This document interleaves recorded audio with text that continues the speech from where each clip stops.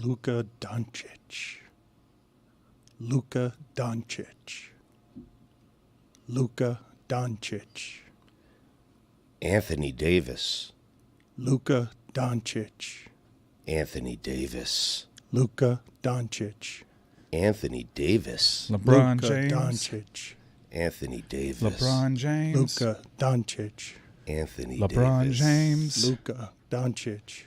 Anthony Zach Davis. LaVine. Luka LeBron Doncic. James. Anthony Zach Davis. LaVine. Luka Doncic. LeBron James. Anthony Davis. Luka Doncic. LeBron James. Anthony Luka Davis. Doncic. LeBron James. Luka Doncic. Anthony Zach Davis. LaVine. LeBron Luka James. Doncic. De'Aaron Fox. Anthony Davis. LeBron Luka James. Doncic. Anthony Zach Davis. LaVine. LeBron James. De'Aaron Luka Fox. Doncic. Anthony Davis. LeBron James. Luka Doncic. Anthony Davis. Luka Doncic. Kevin Herter. Zach Anthony LaVine. Davis. LeBron James. De'Aaron Luka Fox. Doncic. LeBron James. Anthony Davis. Kevin De'Aaron Herter. Fox. LeBron Zach James. LaVine. Anthony Davis. LeBron James. Kevin Herter. Luka Boobs at the Doncic. Grammys. Anthony Davis. LeBron James. Luka Doncic. LeBron James. Caught up for Anthony Hagee hat trick. Davis. LeBron Boobs at the James. Grammys. Luka Doncic. Anthony Tariffs. Davis. Luka Doncic. Nico Rantanen. Tariffs.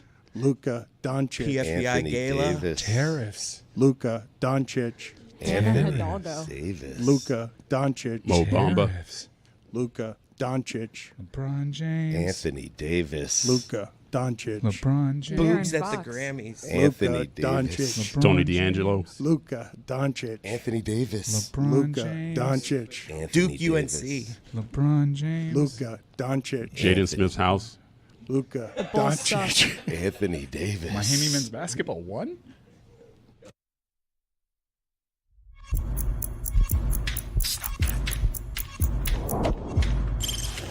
Stop that. Stop that. Stop that. I hear him chat to the noise, move too quick, can't stop for the talking. I hear him chat with the walking. Just too sharp with the prize. White girls let it tell me I'm awesome, yeah. Hot like fire on the pan. If you wanna touch my please use caution. Cold like 0 degrees. I'm out the cage, gotta let out the beast. Revolutionary, gotta let out the streets. Locked in a cage, I'ma let out the Wake up, let out the sheets. We came for one man, forget my peace. We take the west side, take on the east. I'ma put him in the cage, never let out the I hear him chat to the noise, move too quick, can't stop for the talking. I hear him chat with the boys, man so tough, but man's keep walking, yeah. Just too sharp with the prize. White girls let it tell me I'm awesome, yeah. Hot like fire on the pan. If you wanna touch my please use caution. Stop that. Stop that. We're just receiving word of a massive trade in the NBA. The Lakers have traded Anthony Davis to the Dallas Mavericks in exchange for Luka Doncic in a 3-team deal. This is the holy grail, okay, and the only kind of thing that can knock off Kansas City Chiefs three-peat Super Bowl. Baseball used to be able to do this. Baseball cannot do this. Baseball used to own the transaction. Yeah. The transaction now belongs to basketball. And I hadn't realized until this trade, oh, holy God, we're going into Super Bowl week, and the trade deadline is at the same time. That hasn't happened before. It's because the regular season is longer? Is that why that's happening? Like, these two things don't happen at the same time, and we're going to have them happening at the same time. And it starts with the reason this is the Holy Grail, Stugotz, isn't just that it's stars and shocking, okay? Because that would make it enough to be like, oh, my God, everyone in sports is going to be clucking about this. But it's also these two things that you don't get to have all the time. Possible malpractice, like where we can all go to the Dallas GM, who many of us learned his name. Like, whoa, is that just straight incompetence? So there's that. Right. And then this is what makes it the Holy Grail, right here, what I'm about to say. Fishy. Fishy. Fishy. When I throw fishy in the mix. People love Oh, fishy. my God. Yes, they do. Oh, my God. Yes. So it's not just stars shocking. What do you mean Luka's being traded? Oh, look, I'm used to athlete divas, so I get, wait a minute, just out of shape and won't play defense? No, you give him the Supermax, idiot. He's one of the most historic players ever. He's 25 years old. This player never gets traded. And when I walk into the room today and I'm like, give me worst trades in basketball history, everyone's got an opinion, and it's immediately this. This is the worst trade in NBA history. Everyone's got that opinion, except for Charles Barkley. We'll get to him in a second. But, man, oh, man, to see the last 15 years transact into this, where you realize that the damage done on LeBron James is, good Lord, do we make Anthony Davis a peasant for serving him the last few years? That's a great player that everyone mocks today. Like, that player's usually not available at 32 years old unless he's disgruntled. He's been available twice. I know, but I'm saying when you look at what you're... You mean like historically? Fitness-wise? Well, that's the thing, right? Yeah. Everyone's mocking him about the fact that in the last 4 years, he's only played 76 or 60 games once, and it was last year. Right. Yeah. But he's also shot 26% from three since the bubble. Like, that's crazy. That's worse than the league stuff. Like, that's a lot worse than Russell Westbrook. But people are devaluing what that player is. And I got a bunch of sound I want to play for you here. But what other elements do I need to put in this story for it to be the seismic thing that shakes the Super Bowl and now leads us into the trade deadline? And what was already, for me, used to be a miserable week because it was just the Super Bowl. But you throw the trade deadline in the mix. Oh, wow. Yeah. Little bonus, little gravy on top. How about that? The NBA wins a weekend. I mean, although they would not have won that weekend if Titans-Jags played yesterday. I'm telling you, if we had a single NFL game to talk about, I'm not certain we lead with this NBA trade. AFC, whatever, NFC 73, AFC 65. Okay, and we all agree. Time to get rid of all the exhibitions. It was a tug of war. I love the Pro Bowl games. Really? Take it back. It's fun. It's like when you get a good television crossover episode, you're like, oh, look, it's Baker Mayfield and Jackson Smith and Jigba like hanging out like they're friends. He's throwing dirt. He's throwing interceptions. He's throwing touchdowns. It's great. I love it. I was watching the Clash at Bowman Gray. We all woke up to this, yes? Or were some people? No, I was out, and then I said the same thing that everybody did. Like, did Shams get hacked? And then 4 minutes later, he was like, no, this is real. And I was texting other NBA insiders asking if Shams got hacked. And they were saying, like, no, we're hearing it's real. Yes, this is real, he tweeted. That rarely happens. Remember when the Miami Heat were like, Shams doesn't know what he's talking about? He knows. And even this trade was so absurd that even I doubted the dude that once broke Donald Trump had COVID. Yeah, Shams doesn't get very much wrong. And I'd like to go through, Stugotz, some of what was happening here. Because before we get to Nico Harrison, put it on the poll at Le Batard Show. Did you know Nico Harrison was the Mavs GM before he realized his incompetence? Because everyone is looking at this as an act of sheer incompetence to only offer a generational player. Like Stan Van Gundy says, best offensive player ever. Stugotz, this player's never available at this age by trade. To have the Mavs show you, oh, Mark Cuban's not running things anymore. He's not the voice on this. You're not seeing him in public anymore. Oh, he's out. He owns 27% of the team, but there it is. They didn't want to pay him the Supermax, and we will say, well, out of shape, and this part, Stugotz, is interesting. The Miami Heat are now loading up for 2026, and those deals aren't made a year from now. Like, those deals get made back channels, however it is that you make those deals on, okay, we're going to build a team around Luka in 2026, right? Like, wink, wink. Right. However it is that stuff happens in the corridors, like whatever it is that you think Pat Riley is doing right now is not just about Jimmy Butler, okay? It's about what do we have in 2026, and you can imagine the movement all around that, and everyone asking, how does that player go to the Lakers, right? Look, that's also extra fishy, as you have LeBron James saying he didn't know anything, and nobody believes that. Nobody. There's just that's no. Funny. That could be. It must be very frustrating if it were factual for LeBron James. If it were factual that he didn't actually know anything. He knew. What I understand, Stugotz? Yep. Yes, no one disagrees with you. I'm just saying how frustrating it must be because he went on the internet and he's putting out clown tweets and calling people liars because it's being reported that he was at dinner and he knew nothing about this. Well, there was that video from, I think it was last week, where reporters were strangely asking Anthony Davis about his Lakers legacy, and Anthony Davis is like, "Are you guys trading me?" And someone goes, "Check your phone" at the very end of it. So, look, the Mavericks approached the Lakers, which I think is like the most insane part about all of this. Rob Pelinka reportedly was like, "Are you shitting me right now?" Has anyone stopped to think as to why the Mavericks would do this deal? Nico Harrison knew he would be a punchline after making this deal. He knew that he was giving up a 25-year-old generational player who took him to the NBA Finals. But why did he give him up? Why did he decide to choose to build around Kyrie Irving instead of Luka? Think about that for a second. Stugotz, everyone in this. Do you realize how rare it is for America as one? Sports fans, on behalf of we care about the transaction, for us to shout at the sky, "Dallas, you fools!" All of us together, a song into the sky. No, Mark Cuban runs for the shadows. He's been in the lights for how long? I don't want anything to do with this. Whoever it is that's running the Mavericks now, and go look at some of the past there, because you've got a lot of this hiding in the shadows in ownership, doesn't want to be associated with that gets the Supermax. So they have to get rid of it. But how do you do that? How do I form the argument? Because I'm going to try.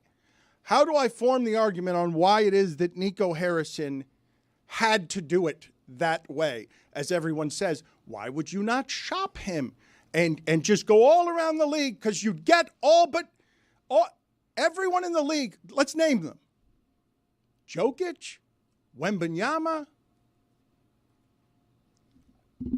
Shai Gilgeous-Alexander, players you wouldn't trade for Luka Doncic. Every other team in the league is in play for this player, correct? Yeah, I'm guessing. I mean, did the Celtics trade Jason Tatum? I think so. I think so, yes. You think? You think Boston would be into getting like a white superstar?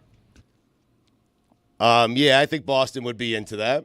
10 years of a white superstar. Because the other thing... Boston also likes guys who show up every night. I mean, you're sitting here slamming Anthony Davis, 70 games one time, last 7 years, I think it is, for Anthony Davis. 60 twice in the last 9 years or something like that. Luka doesn't play that much either. I mean, when's the last time you've seen Luka on a basketball court? Sue, I know you're asking a question, but the finals. People have had 48 hours to ask themselves why would Dallas do this? And Tim McMahon is reporting stuff. There's stuff about Luka's conditioning. I mean, Luka puts out that statement, doesn't thank the Dallas front office at all. Clearly, there was a big schism between the two, but I think I was kind of introduced to Nico Harrison. I learned, as someone that's not really watching the NBA all that much during the regular season anymore, who is running the Dallas Mavericks. But for me, what really resonated is, well, who no longer is running the Dallas Mavericks anymore, to your Mark Cuban point. Like, this is very clearly something that would have never happened. Never. Well, Mark Cuban has been asked before. Like, he's been asked straight up of his marriage, which was more likely. You don't have Luka Doncic on the Mavericks or you get divorced. And he's like, I'm going to court to get my marriage papers. That will never happen on my watch. When I say fishy, it stretches. Like, Mark Cuban got out. And we're all like, why would he get out? He loves that thing. Why would he get out? Mm-hmm. Because he thought value was highest, as he's talking now about buying Fox. Like, how do I get the money to buy Fox? Because I started with broadcast properties, and I've used up what I love about basketball. It was weird to have this happen anywhere around Mark Cuban's watch. I'm guessing he's ashamed that he owns 27% of that, of that having happened. Because he no longer controls that team. And he told us he would. He did say when in the original transaction, he said he'd still be running the Mavericks, and he clearly is not. But let's discuss for a second, what are you guys hearing or reading on the other side of this? Just allow me for a moment to indulge the idea that Nico Harrison isn't a complete idiot. Okay. Okay? Right. Even as I understand, all of sports is shouting, how could you? Whatever. Like, I just can't believe how unison this is, that we can't We can't agree on anything in this country except this. Nico Harrison's It's an idiot. It's an It's idiot. united us. Yes. Even if you take everything he's saying at face value, and like Luka does have serious conditioning issues, and there's going to be health issues there, you could still get more for Luka Doncic. So, like, yeah, even if everything he's saying is true, why did you do it this way? In a league where Gobert goes for 5 first-round picks, in a league where the Lakers got Anthony Davis for 3 first-round picks and 3 good players, Lonzo Ball, Josh Hart, and Brandon Ingram. They got everything. This will always bring a halt. And, of course, if what I'm telling you is so, if the asset is I've got a historic international global icon superstar, 25 years old. You can have 10 years of him. It's a historic player. Stan Van Gundy says the best offensive player that there is. Mm-hmm. Or ever. I know, you could disagree with that, but still. I do. But okay, you could disagree, and many people would, but I'm just saying you're talking about somebody who's in his prime and 25. The last time this became available, it was LeBron. LeBron says this is his favorite teammate ever. Like, this is his favorite player to watch ever, is what he says. And now we can have the discussion about whether he's the best teammate LeBron James has ever had. And I will insult Mike Ryan there. Well, he's not. No, because he's going to be teammates with Steph Curry soon. Right. Or on the Knicks. We're going to have that conversation too, aren't we?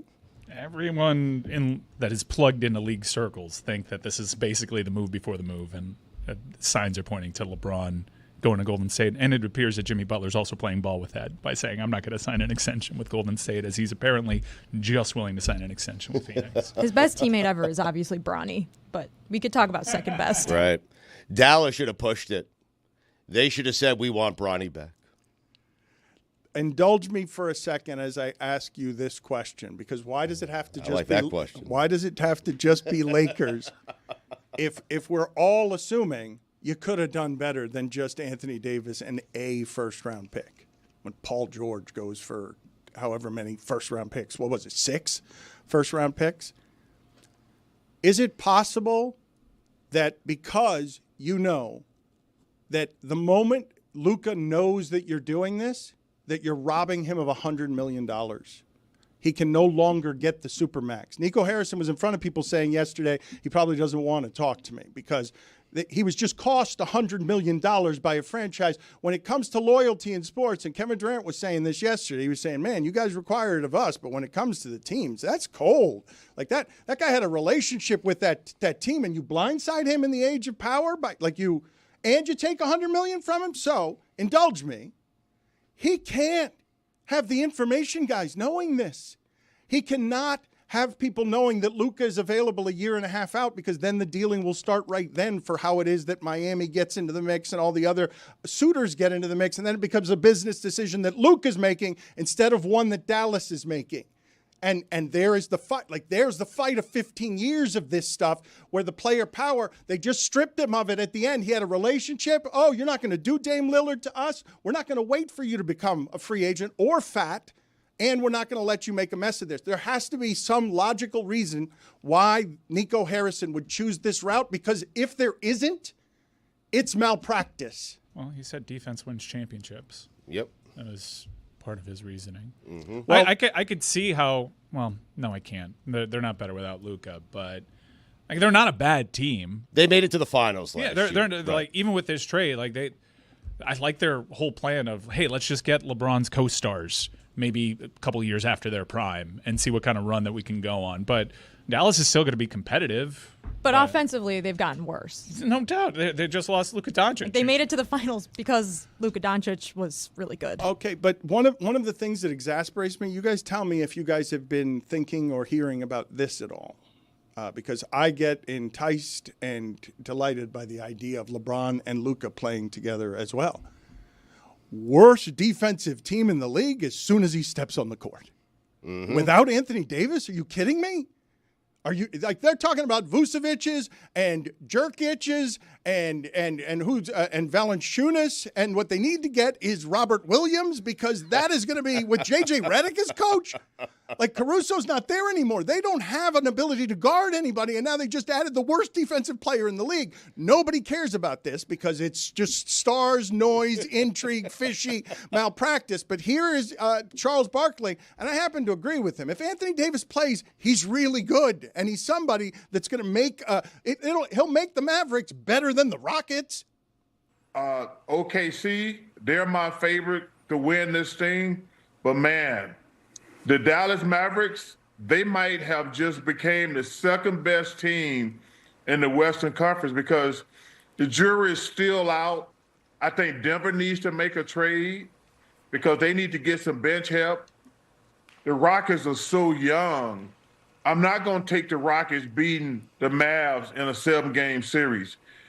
The Memphis Grizzlies, I like their team, but man, Dallas, this is going to be a very fun thing to. He's the only one saying that, right?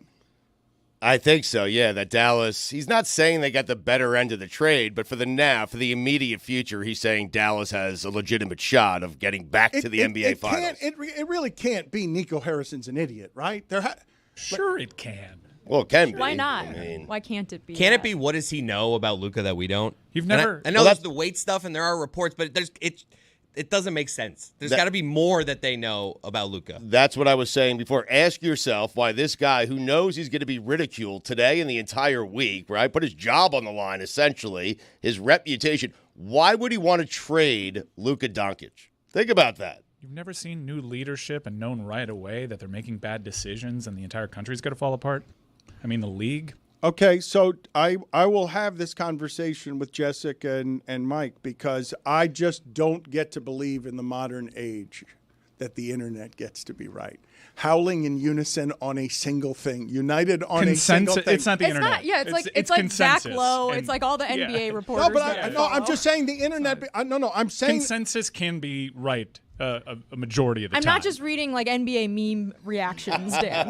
This is not Legion Hoops here. I'm saying NBA Centel. Everybody. I'm saying everybody. When I say the internet, I mean all of us. That's what I mean. I mean, usually when it's like that overwhelming, I haven't done the breakdown on majority consensus. But usually, if in a time where it's hard to get consensus, usually that majority is right. Okay, so if that's the case, you were the only person in the world saying Wemby was going to be a bust. There was consensus on the other side of basketball from the internet yelling at you that Wemby was not going to be a bust. And you were relying on he's going to break. And now De'Aaron Fox is going to be better than he's ever been. Yeah, but I was also saying Wemby's unfair. So I staked out every take. Okay. And he is super unfair. Yep. And he's ruined the league. And we all know this now. Who are the players, Stugotz, that Dallas could have called? And they're untouchable. The answer's no. You go to Denver, the answer's no. Minnesota probably. Do you think Minnesota says Anthony Edwards? Yeah. They've got ownership. They say no. They've got ownership issues as well. They say no, you think?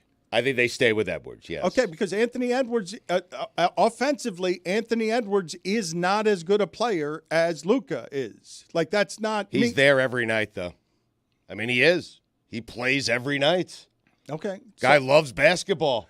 Guy's in shape. Okay, but Minnesota fell back now that they don't have Cat anymore, and he's got to take a bunch of threes, and he's pretty unhappy there as he sees them slide behind the others. So I'm saying that maybe it's Giannis.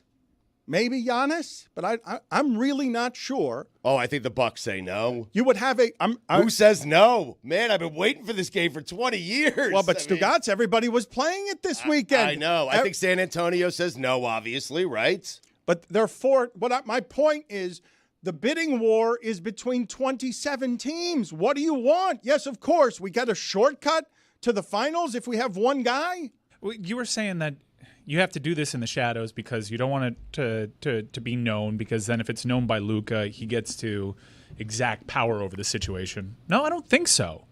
I don't think so. He has to play for another full season after this for that team. So his threat of, I'm not going to extend with you, okay, if I'm a contender, I do that right now, especially say this is a scenario in which Los Angeles keeps LeBron James. He's 40 years old. I got basically a one-season window to make this work. It's only going to cost me Anthony Davis and a first-round pick. I imagine if you sound the klaxon and let everybody know, you're probably doing your franchise a disservice by keeping this as covert as you did and only reaching out to reportedly 2 teams. Can you tell me more about the klaxon, please, and the sounding of the klaxon? Because I'm not familiar with this as an instrument. It's the first I'm hearing of it. He was an old guard for the Warriors. The thing that I'm asking you, because, okay, I'll grant you, consensus is totally right. Nico Harrison is just a fool. He doesn't know how to do his job. He just bumbled and accidentally traded an asset. The job is to get maximum value for the job. The job is to get maximum value out of your assets. According to Charles, he did. Okay, so here's what I'm talking about consensus. It's easy. Like, they're going to be outliers, and they're going to be far more memorable because you're going to be able to say, well, everyone thought so-and-so was going to be a bust, but it ended up being a good pick. And I remember it because it was against the odds. If you've ever played in a fantasy league, and you add a new member, and everyone knows this guy's a sucker, he's going to make terrible trades, that person usually sucks in your fantasy league. I'm telling you, it hits like 99% of the time. You know the sucker in your fantasy league the second he makes his first move. Okay, and so my question to you is, what would make this person whose job it is at the top of a sports organization to maximize asset value call only one person to not create a leveraging negotiation in any way? What would be such a strong power that would make this person risk the foolishness of this and just the incompetence of it becoming public where we all can see that is not the correct way to do that, if not for he's out there as a mask for the organization on whatever it is here that is worse than we know, which is every basketball person I've reached out to this weekend, and a lot of them who know things, they're like, that doesn't make any sense. There's something else going on here. Like, there has to be something else before the explanation and after the explanation. What would be the explanation for why Nico Harrison would do this? Because I think you have to keep it quiet becomes such a strong impulse that it's the only way we get to the shock and awe of, wait a minute, in the information age, you just surprised us with a monster where we're questioning Shams' credibility. I mean, it's possible that there's stuff that hasn't been reported yet, but I don't think we can jump to those conclusions without knowing any of that. All we have right now is his explanation for it and a lot of the analysis on it, which, Anthony Davis is a better player than I think people are giving him credit for, and he's played a lot more games than I think he's getting credit for over the last 3 seasons. And Luka Doncic is obviously an amazing top 5 player in the league, but it still doesn't really make a lot of sense that it happened now and in this way. I do believe Anthony Davis is getting slandered here and has been for a while, and it's because of the reason you guys say, which is that 7-foot body doesn't hold up. It starts to break all over the place. Be tougher, be stronger. Luka doesn't play that much either. and he's 25, and the out of shape thing, right? We're at the point that we all understand that James Harden gets in and out of shape however it is that he feels, if he's feeling the joy of an employer, right? Pay me my maximum money, make me comfortable. I'm guessing that Luka was very comfortable in Dallas. Of course he was comfortable in Dallas. He never had to play, and no one said anything. I mean, can I ask, James Harden having a pretty good year, by the way. Yes. I mean, can I ask you guys this about, I don't think people care about the humanity in this, but picking up Luka's life overnight on a weekend when he's got a relationship with a city, when he's from another country, when he came here as a teenager and that city embraced him, and it's what he knows of America embracing him and he likes it there. In the middle of the night, to snatch him out of that and surprise him and to not know it's coming from an employer or anywhere else, you would understand why that would wound someone. No, and be discombobulating for whatever the next few weeks of his life are going to be. Yes, no matter the amount of money that they have, I understand it. He's going to be fine. They have their transition plan. He's one of the biggest stars in the league, and he's going to a marquee franchise. I guess he was like, "Damn, that hurt. Where I'm going? Where? All right, sweet. All right, LeBron. All right. Yeah. I get to be more marketable in Los Angeles than I could ever be as a Dallas Maverick. I'm going to be the face of the league over here. I may actually hop on that treadmill now." Dan, are you trying to take us to a place, because you seem to be confused as to why this happened, how it could happen so silently? Are you headed down a place where the NBA forced a trade? Adam Silver. Oh, no. You're talking about the powers that could make this happen. Maybe they wanted Luka in L.A., 25-year-old Luka Doncic in L.A. with LeBron James, and the Lakers are relevant for the next 15 years. You're going to throw me out? Time to throw away all journalistic credibility and get reckless. Here is something we like to call reckless speculation. I'm good. You're good.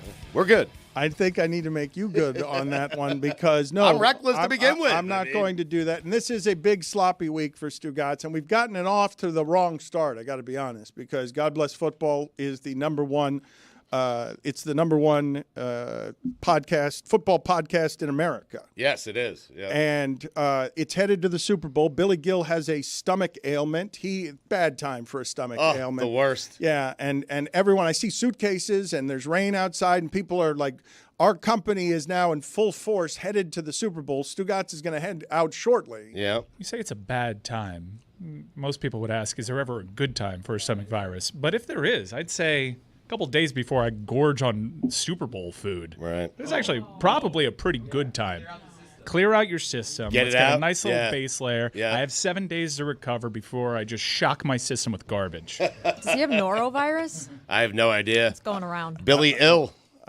This is not a good time for any of this. Yes, we think Billy. I think that's just a HIPAA violation. I think we've just, regardless, he's hurting right now and he's trying to get to the Super Bowl, and this gets in the way. You With guys, a toilet bowl. Play on. You guys would agree with me that there are very few stories in sports that would have these many elements, that it has to happen in basketball. It has to be the transaction. It has to involve stars. It has to have fishiness and malpractice in it for it to be something that knocks the Super Bowl out of the way. And shocking sports fans and Stugotz. This part, to me it matters. Mm-hmm. Do you know how hard it is to shock us in the information age with information? Like, do you know how hard it is for something like this not to be rumored, talked about, in any way whispered in any corner where there is power? It came out of nowhere. God, it was like I woke up that morning, I was stunned by it. It was like crack being able to break that news to people. Oh, dude. Right. Oh, it was the Who best. didn't know yet? Yeah. It was the best. You're like the newsroom meme. You're like, I delivered the news. They're like, Mike, we're drunk. We don't care.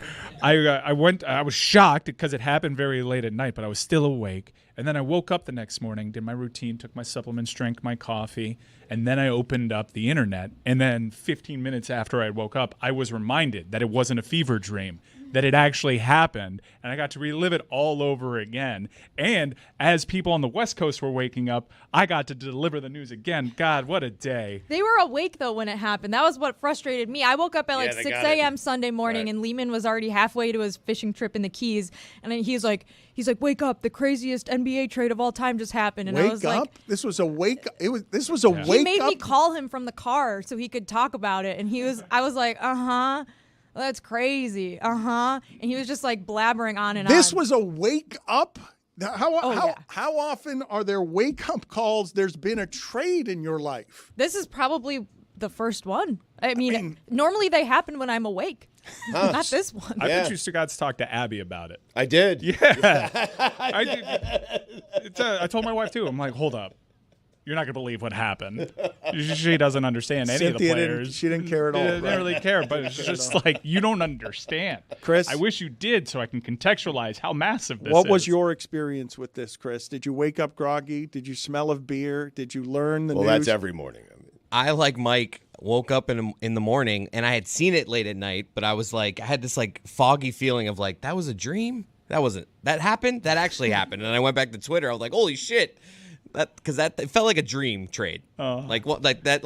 Wait, no way that. I'll tell you what happened Anthony to me. Davis. I will tell you. I grabbed the iPad and I'm headed to the bathroom, groggy at whatever hour it is. And when I come upon the story, it's there on ESPN. I look at it and I'm like, the internet's fooling me again. And I close my laptop because when those lights get in my eyes, it'll keep me up. And I just went back to sleep saying, this is clearly fake.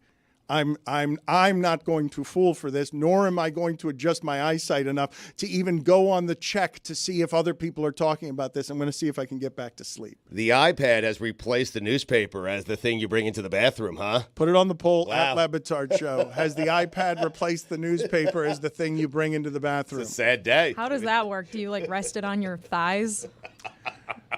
I wasn't sitting down.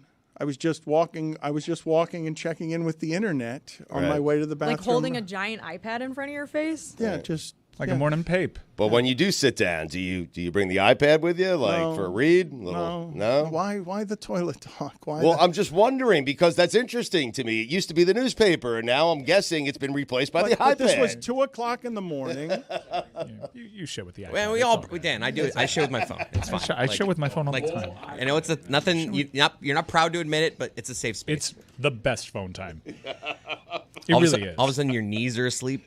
You guys have kids, and you have to sometimes hide from your kids in order to salvation. use the iPad. He's still denying it, Mike. I don't understand this. It has nothing to do with kids. Shitting and reading your phone and being on that toilet for 20 minutes. Glorious. It is, Yeah. quite honestly, the best of times. I disagree. I don't like it in there. I don't. Like, it's not for Elbows me. on the knees. No, I Everyone don't. loves their own brand a little bit. Look in, Elbows see on how the you're knees. doing. Are you okay? You guys don't sit like this. Now, sometimes I do. Roy, I did do, you and then I fix did my you own care? posture. Sometimes just right elbow, sometimes just left. Roy, did you care at all in any way about any of this? Yeah, I was at church when I found out, and I said, "Holy shit!" And people heard me and looked at me while in church. So, In church? yeah, it was that big of a deal. Wow, so you woke up and went all the way to church and you like didn't get any notifications on your phone. No. That's shocking in this day and age. No, I try to limit my notifications. Now on I feel like for you, you're Roy. lying, and you just wanted to get the holy shit joke off. And I I'm feel not like you lying. did see it before church. I You're did not literally see on it. Twitter It was right still now. a good joke. I mean, either way, I have a laptop. This was on my phone. All right, so holy shit. So what's happening right now, Roy, is the general disbelief. The entire room does not believe that you could be off the devices for a couple I'm of writing this hours. down. What time is church? 8:30. All right. Okay, I can Okay, see- doable. I can see Yeah. that. If it was 10 a.m., you are a liar, my friend. Yeah, 8:30. That's I'll pretty give it to you. intense. Early Yeah, church. 8:30. Yeah, what time did you wake up? Around 7. Okay, yeah, no, this makes sense. I'll give it to you. All right. Yeah, you gotta get plausible. that. Now Yeah. it's like a Got whole Princess hour Claire. that you probably might have like just get a little check, see the push no. Do notification. you, Yeah, do you get- poop in the morning? Let's see if you tweeted between 7 and You 8 always a.m. poop in the Try. morning? Every morning. And you don't check your phone? Not really. Well, no. you have a I'm green trying to get up text. out of there, man. You have a green Right, text. Droid, right. That has does nothing to do with it. track You're in a your- rush, No, that yeah. kind of helps. No, it does? Yeah, no, it does. Yeah, Well, I the wouldn't phone check slows my it phone. down. Yeah, I wouldn't check my phone if I had to try. So holy shit in the church, you exclaimed it, and what happened? I got glaring looks at what are you doing cursing at church? So what? Did you explain like Luca got traded, and then they were like, oh, "Okay, yeah, no, peace be with you." No, I was in the middle of pastor talking, so I can't do it. Princess Claire was there? No, she was in the kids section, so she didn't hear me. Ah, the curse. kids I'm section. not really sure I know what to do with you not checking your phone during toilet time, but checking your phone in the middle of a sermon. It happens sometimes, you know. Really? Yeah, sometimes, you It know, seems- say the same well, thing but- over but and it over. se- it Yeah, seems like same message. Yep. It seems like near the confessional booth, shouting "Holy shit" in church would also be something that would qualify as something akin to sin, would it not? But I guess, well, that's a Catholic thing, isn't it? Like, I don't know how that works. What so. is? The Communion? confessional? Oh, Confessional. confession. He yeah. said confessional. But forgive me, Father, for I have sinned. I checked my phone during the sermon and not when I was pooping. How does that work, though? Aren't you already saved? Like all your sins have already been forgiven after you accept the deity of Christ. Yeah, after the whole baptism thing. Yeah. So then you're good. Yeah. I got asked for forgiveness every now and then, but yeah, Right. I guess But I'm good. Baptism's why for do we- original sin, I thought. Okay, so It depends on the religion. Yeah. Mm-hmm. What, just Pentecostal? I'm just trying to learn here. Are you saying the priest mailed it in, Roy, with the sermon yesterday? Did No, he mail it in? I'm not saying that it was mailed in. I'm just saying, Seems I like it forgot to was. check my phone, so I looked at it and said, "Oh, You were bored at church and distracted. yeah, it happens sometimes. You hear the same thing over and over every other week. That's what happens." I wanted to make an amen joke, but I don't know how the Thompson kid in Houston pronounces it. It's amen, isn't it? I wish I watched the sport enough to get that joke.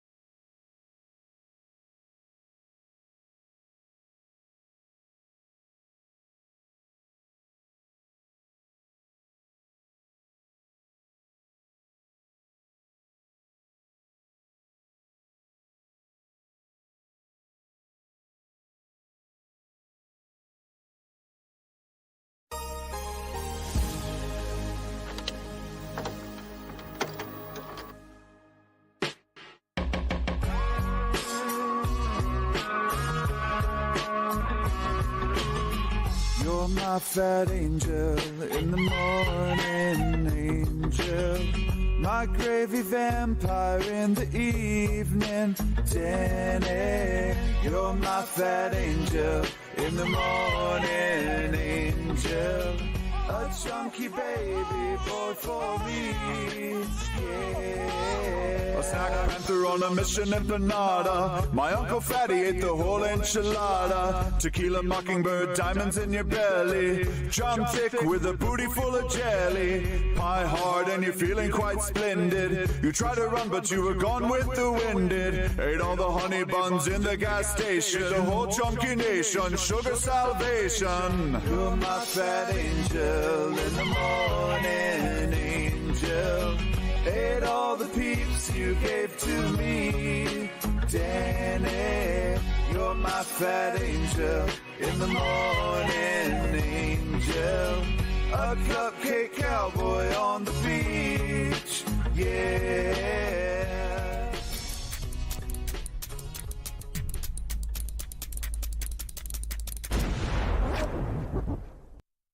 This episode of the Dan Le Batard Show with Stugotz is presented by DraftKings. DraftKings, the crown is yours. Let me entertain something that I had not considered, which is Jessica saying, no, she loves the Pro Bowl.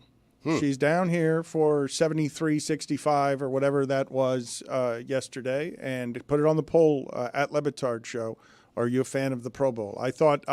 I was of the opinion that when you're watching so many people not trying, that's not what people want today with their sport. So it can be fun, but I may be missing the mark on that one because I just assumed that the exhibition, we don't have the attention span anymore for games that don't have stakes. That unless you turn it into a giant party, a giant entertainment vehicle, right, we don't have the attention span anymore to sit around a television watching your exhibition games. It's not just the game, though. It's like all the different events. Like, they've made it very silly, and they're not taking it as seriously now. And I think it works because I think you're getting to see a lot of players' personalities. It's like, oh, and like, you know, I said earlier, it's like my Buccaneers friends are hanging out with my 49ers friends. Like, that's so cute. Everyone's having such a good time together. It's not sexy for a podcast, but can it just be fine? It's fine. Right. It's good background television. You throw it on a Sunday. We don't have to talk about it. Do some errands around the house. It's on there. Peyton and Eli are being, oh, you're going to lose. No, you're going to lose. Come on, it's fun. I like that we're not complaining about it anymore. So I guess Dan just kind of. Well, no, it's an upgrade over what we had before because we're Dan not tried to cancel it like 20 minutes ago. I just canceled all exhibitions. I just thought we'd gone. Look. The NBA's got a problem with its exhibition because it was such a sacred thing once upon a time. And now this is something that I want to actually talk about, Stugotz, because Anthony Davis's reputation historically, him playing in this age, winning only one championship as kind of like a freak of nature, right on the cusp of, whoa, the sport changed right there. Guys that big shouldn't be able to play like that. Mm-hmm. For him to get dragged as less than, as you have to make an argument for why he's not overrated, whether the opinion of him, he's unreliable, he's not available, not tough enough, whatever. I'm tired of seeing some games where that guy goes 2 for 7 and I don't understand it. We're living in the age of the curmudgeon is shouting down from on high with the last of his or her media embers, usually his, shouting at sports. This guy's less than, I got to stay ahead of the internet. I got to stay ahead of people being cruel. I got to be funnier. And so Anthony Davis has maybe not a legendary career, but a Hall of Fame one, and will be viewed as less than, not just in this trade, but paling compared to LeBron. Gave him a fountain of youth, got LeBron to 40. Right, but that's on Anthony Davis because everyone can clearly see the talent. But it's on Anthony Davis as to why he will not be remembered in that regard. Okay, but he never plays. His body. It's not that he never plays, Stugotz. That's not fair, but I understand what you're doing, and you too are curmudgeon because during the break, it all leads me to this. Stugotz muttered under his breath. I know what he's doing. He stopped watching around the same time I did. No. Apparently he's playing now. It's wild. No, yes, he plays more now. He played 76 games last year. The better way of saying is for now. Okay, he's playing now. For now, he is playing, but shortly he will not be playing. But we're not alone. Okay. The entire internet also stopped watching the same exact time. Also, it doesn't help that he didn't play Saturday night against the Knicks, but that was more of an anomaly recently. While LeBron James is getting a triple-double in Madison Square Garden to Stugotz's beloved Knicks, who play unevenly at home sometimes in games like that one. Yeah. Stugotz, during the break, because the curmudgeons still have the microphones. They have a death grip on the microphones. Stugotz, during the break, actually said, this, spit it under his breath, wish I had it in the first segment. Not lying about any of this. Big nothing trade. I mean, it is. Big nothing trade between two teams that aren't going to do anything. Yeah. And I don't want him, and the Knicks don't want him. I wouldn't want any of those players. And then he called Luka a big fat person. I mean, it's a team that's 28-19 in the Lakers. It's a team in Dallas that's not actually a little bit worse. They're 26-24, whatever. They're on the outside looking in terms of the playoffs. This is a nothing trade. It's big names. I understand why it's news. It's a nothing trade. The Lakers are not winning an NBA title anytime soon. The Mavericks are not winning an NBA title anytime soon. In fact, I would tell you the bigger trade made yesterday in the NBA was the one that got the Spurs De'Aaron Fox. You want to know why? That team might win all the championships soon. Every one of them. That's not a terrible point. But not this year. So we're talking about now. You can't make a really bad point and then make a good point, and we forget the really bad point. Doing it in my entire life. I mean, I will not stand for this. Jessica just unlocked the code right in front of everybody. You undid the Rubik's Cube and showed them. Yes, that's exactly. He tried to distract us at the end with a moderately less bad take. Prestige. This is not a trade that lands you Kareem Abdul-Jabbar. This is not getting Moses Malone if you're Dr. J and the Sixers, the missing piece, and then they went faux. This is not that. Right. This is a trade again with two middling teams and two superstars who barely play. Roy, can you help me with something, please? Because Nothing. I believe that in 2025, I'm not sure about this. I asked genuinely. I think faux has been canceled. That Stugotz is not allowed to say that. Yeah, you can't say that. I barely watched, but I'm pretty sure I saw those Mavericks in the finals last year. You did. You won't see them again this year. Okay. That's why it's a big trade. And they're only 26 and 24 because Luka hasn't played with a calf strain over the last. Like, they're really good when he and Kyrie are out there, and it'll be fun if LeBron is out there with him, because I want to examine this part.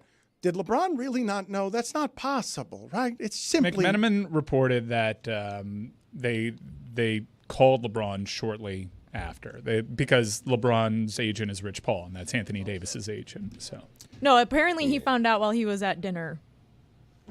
Sure. By the way, it's faux, not faux. Like Stugotz said, there was only 3 faux back then. They didn't say dinner which night. It's also being reported that Rich Paul knew 48 hours before. So we're if we're believing, so he just didn't tell LeBron this. So that one's interesting, right? Like, good God, this is funny and wild. Okay, I don't believe it whatsoever. I mean, come on, guys. No, Shams got out there with the report that LeBron didn't know too. So I mean, he has to not know. In sports history, has anyone ever acted more surprised than LeBron James? So look, it's been like 5 or 6 times now where he knows what's going to happen. Right, so Stugotz, it's always in a restaurant. This part is the greatest part, where all the places where there's the fishy and you've got the oldest player in the league on the franchise that matters most in the league still has power at the end somehow. Listen to this, because this labyrinth of conflicts is pretty damn fascinating, and I probably don't need to tell you where it is that Rich Paul is going to err, on whose side Rich Paul is going to err as they take Anthony Davis from here to make LeBron better, and now they send him off to make LeBron better because LeBron made Rich Paul, made him, and they created a company together, and it's the business of LeBron and Anthony Davis, friend, but employee. LeBron James and Rich Paul run that business that is looking for investors overseas for $5 billion to create a competitive league and wants to run Hollywood. Rich Paul governs the business of LeBron James in Hollywood, and in Hollywood, where make-believe gets painted into a real sweet mirage, he'll have you believe that LeBron James didn't know anything because that sits best with his friend Anthony Davis. But his responsibility as his agent is to Anthony Davis. I don't know how they do those machinations in terms of in-house nobility where you put this assignment over here so it doesn't conflict with LeBron. But that whole business is LeBron, and it's run through conflict. Like, you can't have Anthony Davis working for LeBron James, and then LeBron James is going to pretend at the end that, oh, I got Luka Doncic, my least favorite player, because it's not actually me running the Lakers as I giggle on the sidelines, because the buses know they've got a small family business, and I'm the economy the way Kobe was the economy. Should be noted that the NBA has looked into LeBron's financial investment, if there is any, with that agency. There isn't, because plenty of teams have been like, is this allowed? There's so many conflicts. It's so great. It's so great the way that they could just do the business of the NBA. Like, they learned all the things in the last 10 years on how you guys are yelling at Riley out the door. And look at how LeBron. I'm so pissed at him. No, but I'm more pissed at him after the Luka trade than I ever was with the Jimmy stuff. Mm-hmm. The Jimmy stuff got. How are they not calling us? The Jimmy stuff got buried this weekend. Thankfully. Yes, I know. People want it buried. People are so tired of it. It is so funny. It is so funny, Stugotz, to watch how in love we are with the transaction right until we get tired of the transaction. Because I'll tell you, I got a clock in my head on this show. We're about 45 minutes from it here before it turns on us. And enough about Luka. Enough. It took me 20. No, but they want. No, it took you. No, you're saying it's a nothing trade. Yeah. After I talked to my wife about the trade, I realized it's a nothing trade. What am I talking to her about it for? I'm talking to her about nothing. We have to have better things to talk about, me and my wife, than Luka Doncic. This Doncic. This is why though you're a curmudgeon. Well, why don't you talk about the Spurs trade then? What did you tell your wife about the Spurs? What did you think? I said, watch out. I said the Spurs are the team. I said over the next 10 years, if I had to bet who's going to win the most titles, I'd go San Antonio. My wife agreed. Any How about opinions that? on JT Miller to the Rangers? I don't know who that is. What about the Bulls haul for Zach LaVine? You know, that's where, I'll tell you what. When you go to Sacramento, that's where your career dies. I'm serious. Zach LaVine, if he thought it was bad in Chicago, wait until he gets to Sacramento. Ask Harrison Barnes. And now De'Aaron Fox has more life. Harrison Barnes on San Antonio, though. I mean, he's going to win a bunch of titles coming up here. Seriously. That's a good team, Dan. Watch out for the Spurs. Try Luka's name again. Doncic. I think this is a tomato thing. Is it amen or amen? Do you guys say amen or amen? It's amen. I don't know who that is. Do you say amen or amen? You're supposed to say with prayer? your spirit. You don't know Amen Thompson? At church. I haven't gone to church in a while. Amen Corner. He was the guy that tossed Tyler Hero, wasn't it? It's my church. Yes. If you say so. This story, Stugotz, is interesting for a number of different reasons, but you are saying he's not Moses Malone. No. And so you're reciting a number of different names at me that are historic, but you understand if this person stays healthy and continues to play like this in his prime, right, for the next 10 years, he will become, by all of the advanced metrics, one of the top 5 offensive players in the history of the sport. When LeBron James gives you the praise of that's the player that I most like as a savant, that's the player I most like to watch because he's so offensively ruthless and knows the game so well and all the angles, that player is never available by trade, never blindsided by that trade. 25 years old. It's crazy for all. Do you know how hard it is to shock? It's not even just the silence that it was never whispered. Right. Do you know how hard it is to shock all sports fans? Like, it's just like across sports. In this day and age, it's nearly impossible. Yes.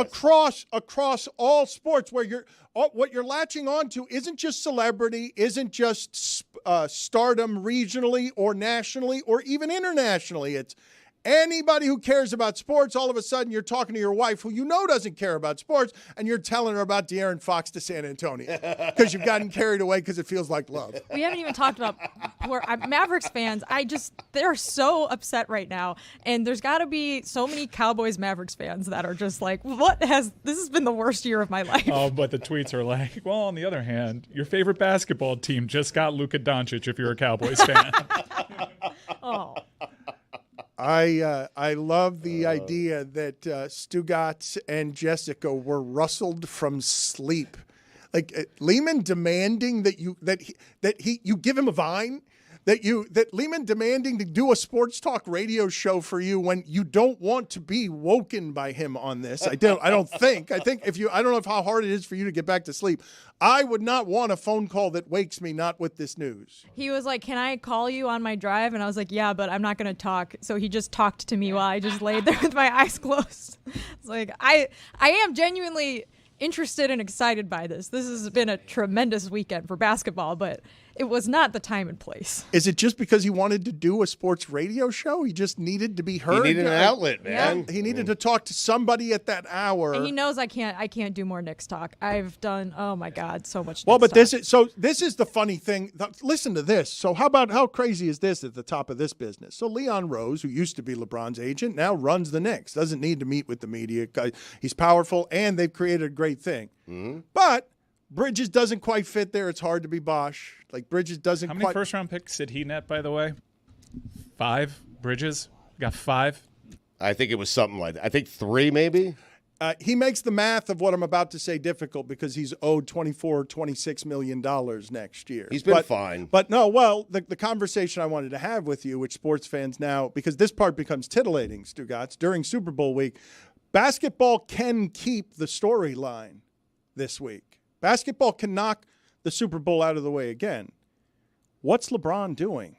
Like what he I know what's being reported, and I know that his contract says that he's got the choice on being a free agent next year or not, but he just got his kid employed by the Lakers, and he's got a good relationship with that organization. But his former agent, Leon Rose, in New York, I don't know whether you want him or not, but New York is talking about the idea of, well, if Bridges isn't our third best player, but LeBron, the smartest ever, decides he wants to be something that runs with Cat and Brunson, isn't that interesting to New York? Like just when you get, this is what baseball used to be.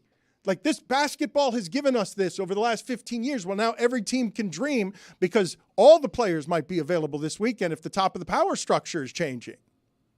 That is something that would interest New York, certainly getting LeBron James. By the way, Mike, it was 4 first-round picks for Bridges. So, listen, you have every right to question what it is the Mavericks did in not getting enough for Luka. You do. You have every right to question that when you consider that 4 first-round picks were given to get Mikal Bridges. 5 for Gobert. Yes. But this wasn't about draft picks. But they got a superstar back. It was 5 first-round picks and a first-round pick swap. Okay. All right. So regardless, look, the draft picks became an important thing. Is that a fine for Stugotz reading the internet wrong? Is that a fine? Yeah. Is that a Venmo I fine? had 25, 27, 29, 31. I missed the pick swap. Also, I missed a Bogdanovich. Oh, I loved that somebody was checking in on Bogdanovich. Like that's what I thought the trade deadline was going to be. I read That's what it usually is. Yes, that's usually what it is. But I'm asking you guys now next steps on this, right? Because basketball can keep a portion of this week, even with football, because of how much we love this stuff. And it's just the talk, but whatever. I didn't think we'd be there. LeBron, next moves. We're all assuming that he's handing the team over to Luka for the next 10 years, is going to gracefully go out in Los Angeles. Correct, but now Golden State is out on Jimmy Butler because Jimmy Butler says he doesn't want to go there. If you think that LeBron and Steph aren't going to compete for championships until the very end at the top of the business, like the game now is you got to go get Steph help. Golden State, you had all the advantages. You've got a tax advantage. You got all that real estate there. You're worth one of the most valuable franchises in sport. You got to keep Steph Curry fed there at the end so that he can keep competing with LeBron, right? And they tried to trade, reportedly. Talked about it a few weeks ago. Now what happens to Steph when the competition is for dollars and players and LeBron is playing with a business? LeBron is playing with a conflict of interest business where he can move the parts easier than Steph can. It seems like this whole thing actually is fascinating, those two at the very end here, because you either have to get the right pieces for Steph or allow Steph to go somewhere where the right pieces already exist. And in LeBron's case, I will tell you this, Dan. If indeed this is Luka's team, next 10 to 15 years, LeBron's going to go out with grace. Going to the Knicks, if they don't win a title this year, because he's chasing Jordan. We all know he's chasing Jordan. If he goes to that franchise and wins them their first NBA title, he's a big reason. He's a big part as to the why. I'm telling you, that would get me a lot closer to telling you that LeBron It would get me closer. What? These are a bunch of big ifs, Dan. Wait, it would get me there, but it would get me closer. It doesn't mean It'd anything. Be like 1.5 titles. It doesn't mean anything unless you get there. 1.5 titles. So he'd be at 5.5. Michael would be at 6. Okay, right? well, that's not giving him anything. Why are we doing LeBron to the Knicks? The Knicks are good this year. They made a lot of moves and are so much better than they were last year. No, but Dan is talking about what these two guys at the end of their career have to be willing to do. You're not going to bring the right pieces in around LeBron. Right? The Lakers aren't winning with LeBron. They're not. So where can LeBron go to win another championship or two? The Knicks would be a good place. Doncic comes back February 11th, and while you may dismiss what that is offensively, I will not. I think they're going to be terrible defensively, but I think you underestimate what, like, LeBron and Doncic playing what my imagination conjures with a big who can actually play. Because, I mean, Anthony Davis thought he had some power. Last week he was publicly being quoted as saying we need a center and a guard. Like, I was a little bit startled. I'm like, Anthony Davis is in charge now. They got the guard. Yeah. So those two guys playing, like, you could question it all you want, but I believe all of us are turn on your television curious. Tell me when that game starts. I want to watch a regular season game. That hasn't happened for that league very much. And it's the power of star power. It's the power of the Lakers. You saw Stugotz. Football just came and took Christmas Day. Netflix is going up again, $18 now. Netflix is going to go up because all this stuff is, they got to get the sports rights, and it's going to explode. All this stuff is going to explode. What else is going up? Christmas Day got stolen by football, but the game that mattered in basketball was LeBron Steph. They will not go quietly on the business of this. And I don't know. It's good to talk. It's fun to talk about. People can do the permutation. It doesn't even matter, Stugotz, whether you want LeBron in New York, don't want LeBron in New York. But if I throw that on FAN today as chum. Oh, God. 20 shares. If I throw today LeBron James economy coming to because you get the conflict of, no, we're fine with our team the way it is. We think we can beat Cleveland, even though we can't. Like when we need Mitchell Robinson to do it so that we have the front court advantages we need. No, we cannot beat Cleveland now. We did before. We cannot do that with this present allotment of players. You're going to see a different Karl Anthony Towns when that's the front line that he's against. I'd worry about that if I was New York. And then there's Boston, which last night was bored and just wandered around and then wins by 8 against Philadelphia because they could just win at the end. They could just tighten you up, and then Tyrese Maxey is all of a sudden out there by himself. I feel bad for Mavs fans. Do you? I do. They made it to the finals. I do. I know, last year. very passionate Mavs fans that are like, this might be it for me. What? I mean, I've seen some of that too. It is a huge bummer because several teams passed on Luka. So you get this person who a lot of draft analysts thought was the best player in that draft. And you have him, and he's 25, and he's already taken you to the finals, and they've made moves around him to make the team better, and now they're just kind of giving up on it. It's just bizarre. Did you see the photo around the Dirk statue? People are laying down Luka shirts and signs saying, I love you, Luka. It's like he tragically passed away. Oh, but imagine, wait a minute, guys. We're sitting here talking about Roy's at church 8:30 in the morning. Wait a minute. Make this something you care about. Make this something you've developed an emotional attachment that feels intimate, that has to do with regional pride. And you wake up in the morning and in terms of sports fandom, this hurts. It lands in a way where you guys are talking about shock, and this doesn't affect you guys in any way whatsoever. You guys are just all about the transaction. Every one of you doesn't have an emotional investment in this. You're not actually that interested in the sport or what happens at the end during the championship. You're just interested in oh my God, a transaction that surprised me. No, it affected me. I thought Agent Goran was going to get Luka here in 2 years, so now that's another plan. Okay, blown up. right. Okay, so yes, that was the plan. The plan, as far as I love people reporting that. Hey guys, they want Luka in 2 years. The Miami Heat might be posturing to get one of the best players in the NBA with cap room. Tell me your source. I'm wondering, what is a GM's responsibility to an organization in terms of how far to look ahead? I want to play a clip here of Nico Harrison at the press conference talking about timeline. And he's basically just like, 10 years from now, I'm not worried about that. I might not be here. I'm worried about 3 or 4 years. Let's play this clip here. Well, I think the long term is the time frame. I think he fits our time frame. If you pair him with Kyrie and the rest of the guys, he fits right along with our time frame to win now and win in the future. And the future to me is 3-4 years from now. The future 10 years from now, I don't know. I don't think they probably bury me and Jay by then. Or we bury ourselves. Like, Jason Kidd looks so awkward the entire press conference. Oh, man. What is it like? Is he right there? Is it okay for a GM to just be like, I'm thinking 4 years ahead and that's it because I might not be here after that? Mike, who was that? What, the guy that was not at all shocked? Yeah. I think it was Doug Funny's neighbor. Hi, Doug. Can I hear the nervous chuckle at the end of that? Because I want you guys to hear what it sounds like when a man is drowning in public and coming up for air, and nothing is funny right now because what he feels is the pressure and 1,000 weights on his neck of everyone's laughing at me. I've got to come out here and defend something that would appear to everybody as indefensible. I'm going to bring Jason Kidd out here. I don't know if you know what my relationship is with Jason Kidd, but you will find out about it when I turn to him for some comfort here, and I do not get it, and I nervously chuckle alone. 10 years from now, I don't know. I don't think they probably bury me and Jay by then. Or we bury ourselves. Yes. He literally, Jason Kidd looks down and shakes his head when he's saying we won't be here. He won't. He won't. You remember when everyone knew that it was dicey headed into an offseason, letting Shohei Ohtani hit free agency, but everyone kind of understood you don't want to be the GM that trades Shohei Ohtani. This guy's the GM that traded Luka Doncic.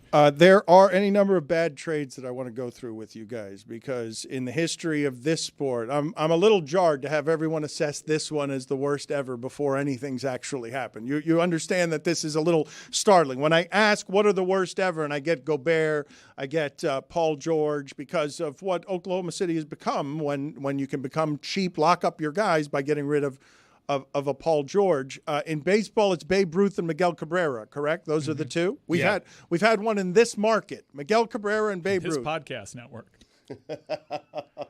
And are you guys in agreement with me on the fact that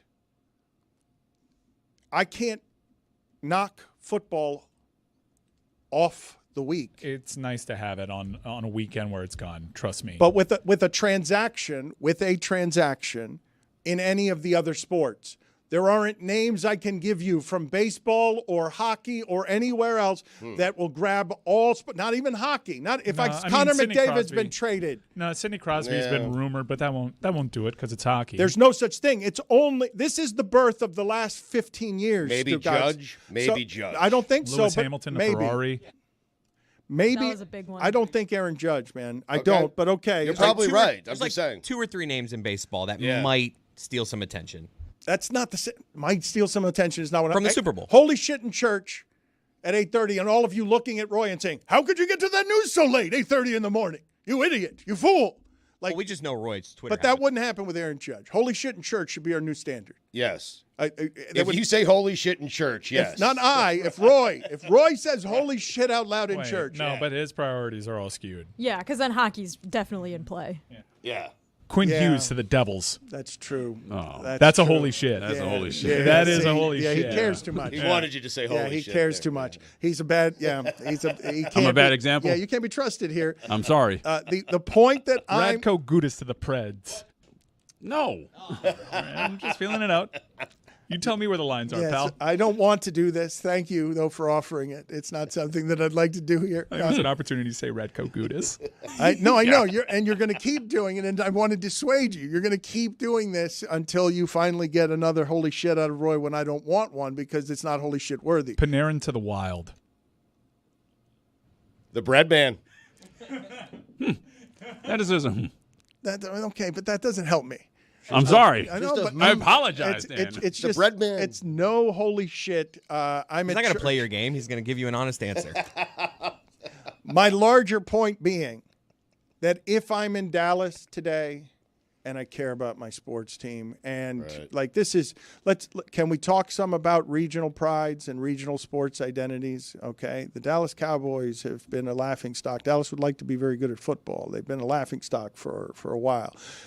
For however easy you guys think it is to win championships, Mark Cuban and the Mavs winning championships in that market made Dirk Nowitzki, for example, have a relationship with that city unlike any that you will find outside of football. Usually, maybe with a Nolan Ryan type here or there, but that's a bygone age. We're talking about a kid who came to this country, and the people of Dallas feel like they know him a lot better than we do, right? He's guarded in the media. Second language makes it tough. But he's become an international superstar, and Dallas feels like it knows him. Dallas gets all those local interviews where he's being cute, sees his rise, sees that he's the same person now that he was when he was 20, and falls in love with somebody who brings them the joy of, holy shit, I'm getting to watch mastery, genius at its youngest age, in its prime. Everyone knows this is the best that sports gets. I have this relationship with this man. I feel like I know him. And in the middle of the night, you've sent him away. Why is that, or how would that feel any different than your team packing moving trucks in the middle of the night? Like, tell me how it would feel any different. It's the team and it's gone, but it feels like the team just left, even if Anthony Davis is really good. Like, those people wake up in the morning, it's stunned and it hurts. Like, it hurt. It's an emotional thing. It's not off in the depths like where the shock that you feel when a player you care about, you learn he's sick or he dies. But in terms of the sports feelings of this is the thing that hurts the most. Like, wait a minute. Oh, this is all business. This isn't about, there ain't anything here for me or loyalty or anything else. When Mike says it would get me out on the sport, yeah, that's Miguel Cabrera being traded was the first of many like that got a lot of people in South Florida out on a sport that they love. When they made that trade, though, the Marlins with Cabrera, what they got back was Burke Badenhop. I mean, that's the hopper. That's who they got back. I mean, they got Anthony Davis back, and Charles Barkley likes to trade. Like, Mavs fans need to get over it. They got Andrew Miller and Cameron Maybin, who at least were young prospects. Yeah. You at least see the math of, okay, a guy that's leaving, younger, good prospects. This is just like an old guy, you got 2 years with him, and that's it. Man. Jessica, please have at it with. Wait, who's the old guy? I'm lost now. Anthony Davis is the old guy. He's 31.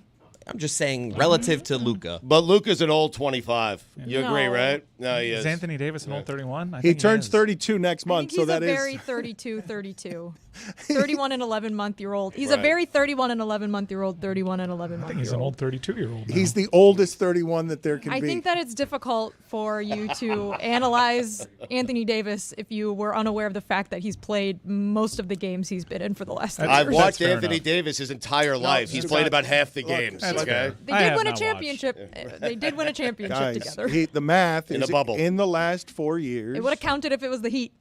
Yes, that's correct. Well, not for me. In the last Been 4 the Heat, years, according to Ankles, okay. he has played more than 60 games once, and it was last year after Charles and Shaq did a lot of damage to his reputation that hasn't been erased by just hammering him and calling him street clothes. And he is less available, and that would be very frustrating if my body was breaking down. He does seem to care, though. He doesn't seem to be doing what Jimmy Butler is presently doing in terms of not trying. Unlike Luka? He seems to always try to get out there, and he gets the reputation. This is a rare thing, okay? This is not a normal thing for a top 15, top 20 player, not top 10 player now, but top 15, top 20 player in terms of skill set that you've ever seen, for that to be less than because somebody's always saying it's soft, mentally weak, body's weak, and this trade is a joke because that's not valuable at 31 because I know it's going to break down. It is interesting that Damian Lillard wasn't allowed to say, hey, I only want to go to this team, but Jimmy Butler can. I'll shut up. It's Luka's day. Can we do LeBron to the Heat next? I've already been there. And Pat's going to be asleep at that wheel. It's better than LeBron to the Knicks. I'd rather hear that argument. When I saw that trade go down, my initial reaction was anger at Pat and also almost certainty that I found out before he did. I don't like what you're doing to Pat Riley there. I don't like what he's doing to me. Terry Rozier's still on this roster. And I warned him. I was like, please He don't did. do this, Pat. The Yep. day that he was acquired, He did. I begged on this microphone, do not acquire Terry Rozier, please. He is a bad basketball player and personally my least favorite ever, and he did it anyways. He drew first blood, not me. Super disrespectful that you have him nodding off and are entitled to old people jokes. I think it's you can have all of those same criticisms without. He was asleep when the news broke. Okay. All He he's was. done for you, though, man. I mean, come on. No, he's great. He gets to stay here as long as possible, but we can also be adults here and acknowledge the I fact don't that want we all probably okay. found out later before this he week. did. Later this week. He was at the early bird special at the Sizzler where Dan used to work or something. I and then love he that went to sleep. Sizzler. Don't you will not Sizzler shame me. I'm not. There will be no Sizzler shaming. I'm early bird special shaming Pat Riley on behalf of Mike. I have no strong opinions on Pat Riley You myself. shouldn't have any strong opinions don't. that are negative on Sizzler. You got to be careful I with don't. Sizzler. I have no negative opinions about anything at the moment. And it was a then- great weekend. And then I was like, well, maybe this will spring him into action and be like, we'll get the Aaron Fox. And then that window closed. Right. Levine. So they closed Oh, simultaneously. there's a negative career's reaction. dead. The Bulls. The Bulls are just so bad at this. They're just so bad at this. There's no way LeBron's going to want to come here. Can I interest you guys though in the conversation about how it is and why it is that it had to be kept quiet, and the idea that you would neuter yourself in terms of availability of all the league's talent? Because I don't understand why you guys don't bite on this particular conversation where it can just be blanket incompetence. But if you can summon a hypothetical motive for me on what is here that is still untold, whether it's fishy, whatever it is that you want to go with there. Do you think this trade would have been allowed if people generally thought this Lakers team could win? Because this is worse than the CP3 deal that David Stern blew up in terms of being unfair. Bridges went for 5 first-round picks. I understand Dallas is getting back a Hall of Famer, and he's 31 years old presently, even though he's an old 32. Mm-hmm. The oldest. He's the oldest possible 32, even though he's not 32 yet. Yes, he's the. But like, I guess you could say, when can you say in a 1-for-1 deal you traded a Hall of Famer, got one back? Well, when one of them's 25, Right. dude, and you got back like one that's like historically. I know the last 3 years when I haven't been watching, he's been all right, but he's always hurt. It doesn't seem fair. Not always hurt. He is No, often hurt. When most people were watching, he Okay, was always hurt. that's fine. That is the distinction that we now do When in Mike sports. is watching. No, that's what. But that I Everyone mean, tuned out when the Heat did. Jessica, the sports fan, is at this point that entitled. Mike speaks on behalf of fan entitlement, where it's like sports object permanence, where like when he's not watching it, it's not happening. that's It correct. doesn't exist. That The whole sport Yes. is being played in a forest. Have you not realized, Jessica, at this point that much of this show is funneled through the sheer narcissism of Mike Ryan? Even Yes. play on wood. And frankly, Jessica, if he had his way, he would be talking a lot more about Panthers hockey right now. That this show, if he actually had his way, he and Roy Larson won the last chance quality. and NASCAR, he would be talking about NASCAR What a too. sport. So So you're saying we're very lucky I'm not actually about his restraint. No, I'm telling you that he and many sports fans, it's not just him, but if you grow fat on early 2000s Hurricane football and you follow that up with 2010, 2014 LeBron, You're spoiled. you become really entitled to the sports team of my choosing will keep my attention these next 5 minutes, or I'm going to go elsewhere to be with my champion. That's me, entitled recovering Browns fan. On to the Panthers. Me and my charmed life. I had to wait 30 years for my hockey franchise to do something. So spoiled. You have lived a charmed sports life, Mike. You don't think so? I mean, I got Mike, to see. you have. I got to see the greatest basketball player arguably ever play in my Heat uniform, and that was really cool. I really miss Dwayne Wade. Would LeBron James, Stugotz? You're the worst. Would LeBron James a great run. say right now that Luka is his best teammate ever? Would you say Luka is his best teammate That's his ever? move. Anytime No. he gets a new teammate. LeBron's going to say it because he's a liar, but I'm just saying Takes one to know one. he should say it, and they should not play together. He should be traded this week.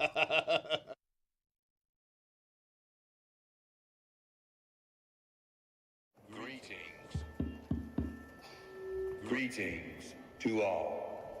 Welcome to 2022. I Omicron is on the run, and away it went. But oops, there goes gravity, and here comes a new variant.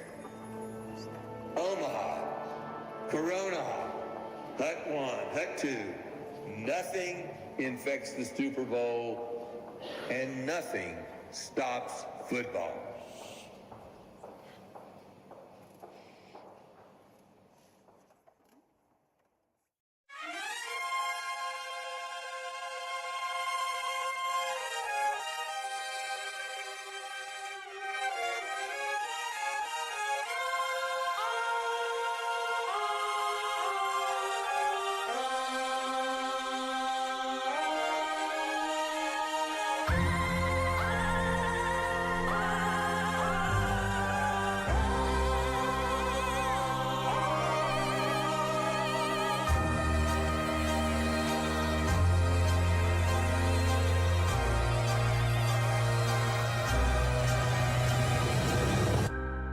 Racism, greed, trauma to brain and spine. And yet, I cannot look away. Heroes are dead. Science has their heads. Oh, is there no escape from here? I need to know. It eats my soul. Nothing stops the NFL.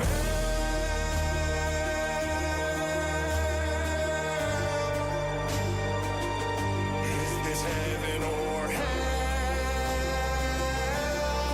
I can't tell. It's human cockfighting. CTE prayer circles. They blackball the blackballer.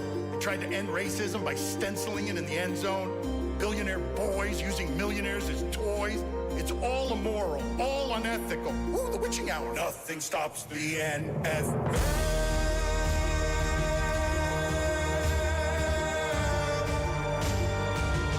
Is this heaven or hell? I can't tell.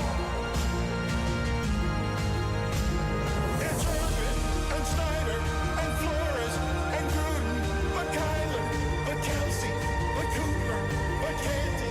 It's cheating and tanking and bounties and banking, but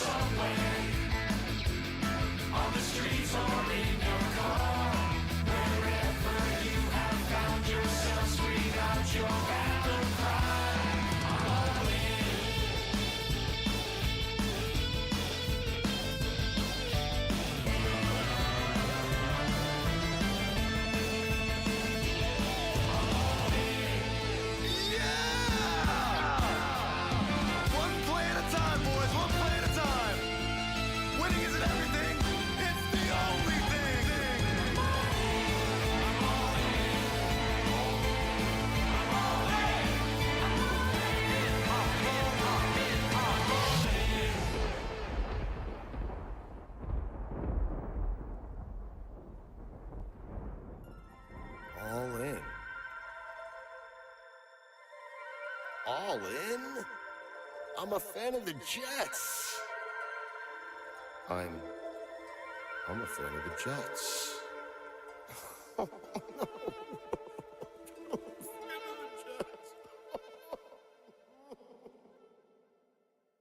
The Jets.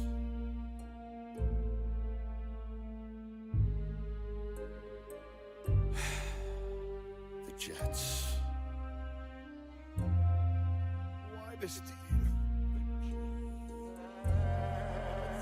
The Jets! The Jets!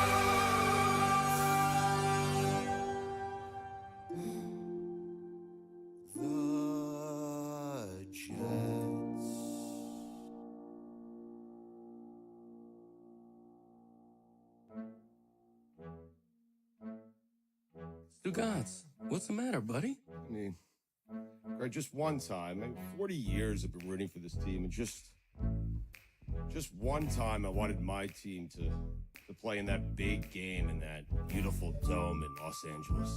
Dome? What about the elements? Back in my day, we didn't play in a dome.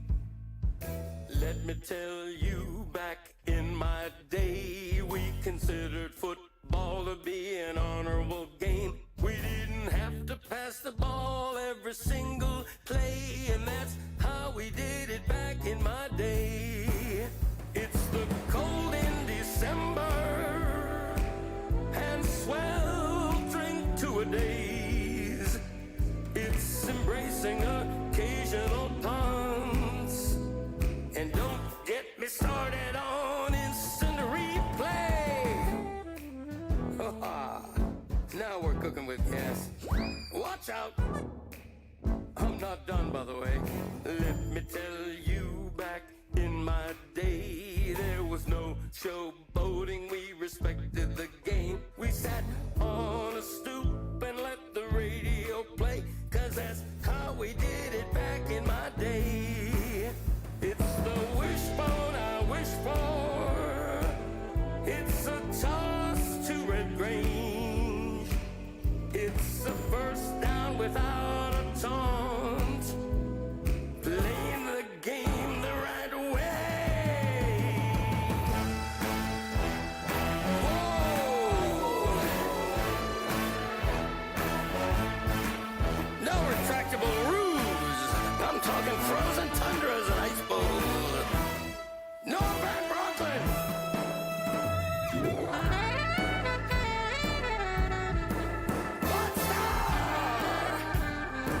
That's why they call it football weather.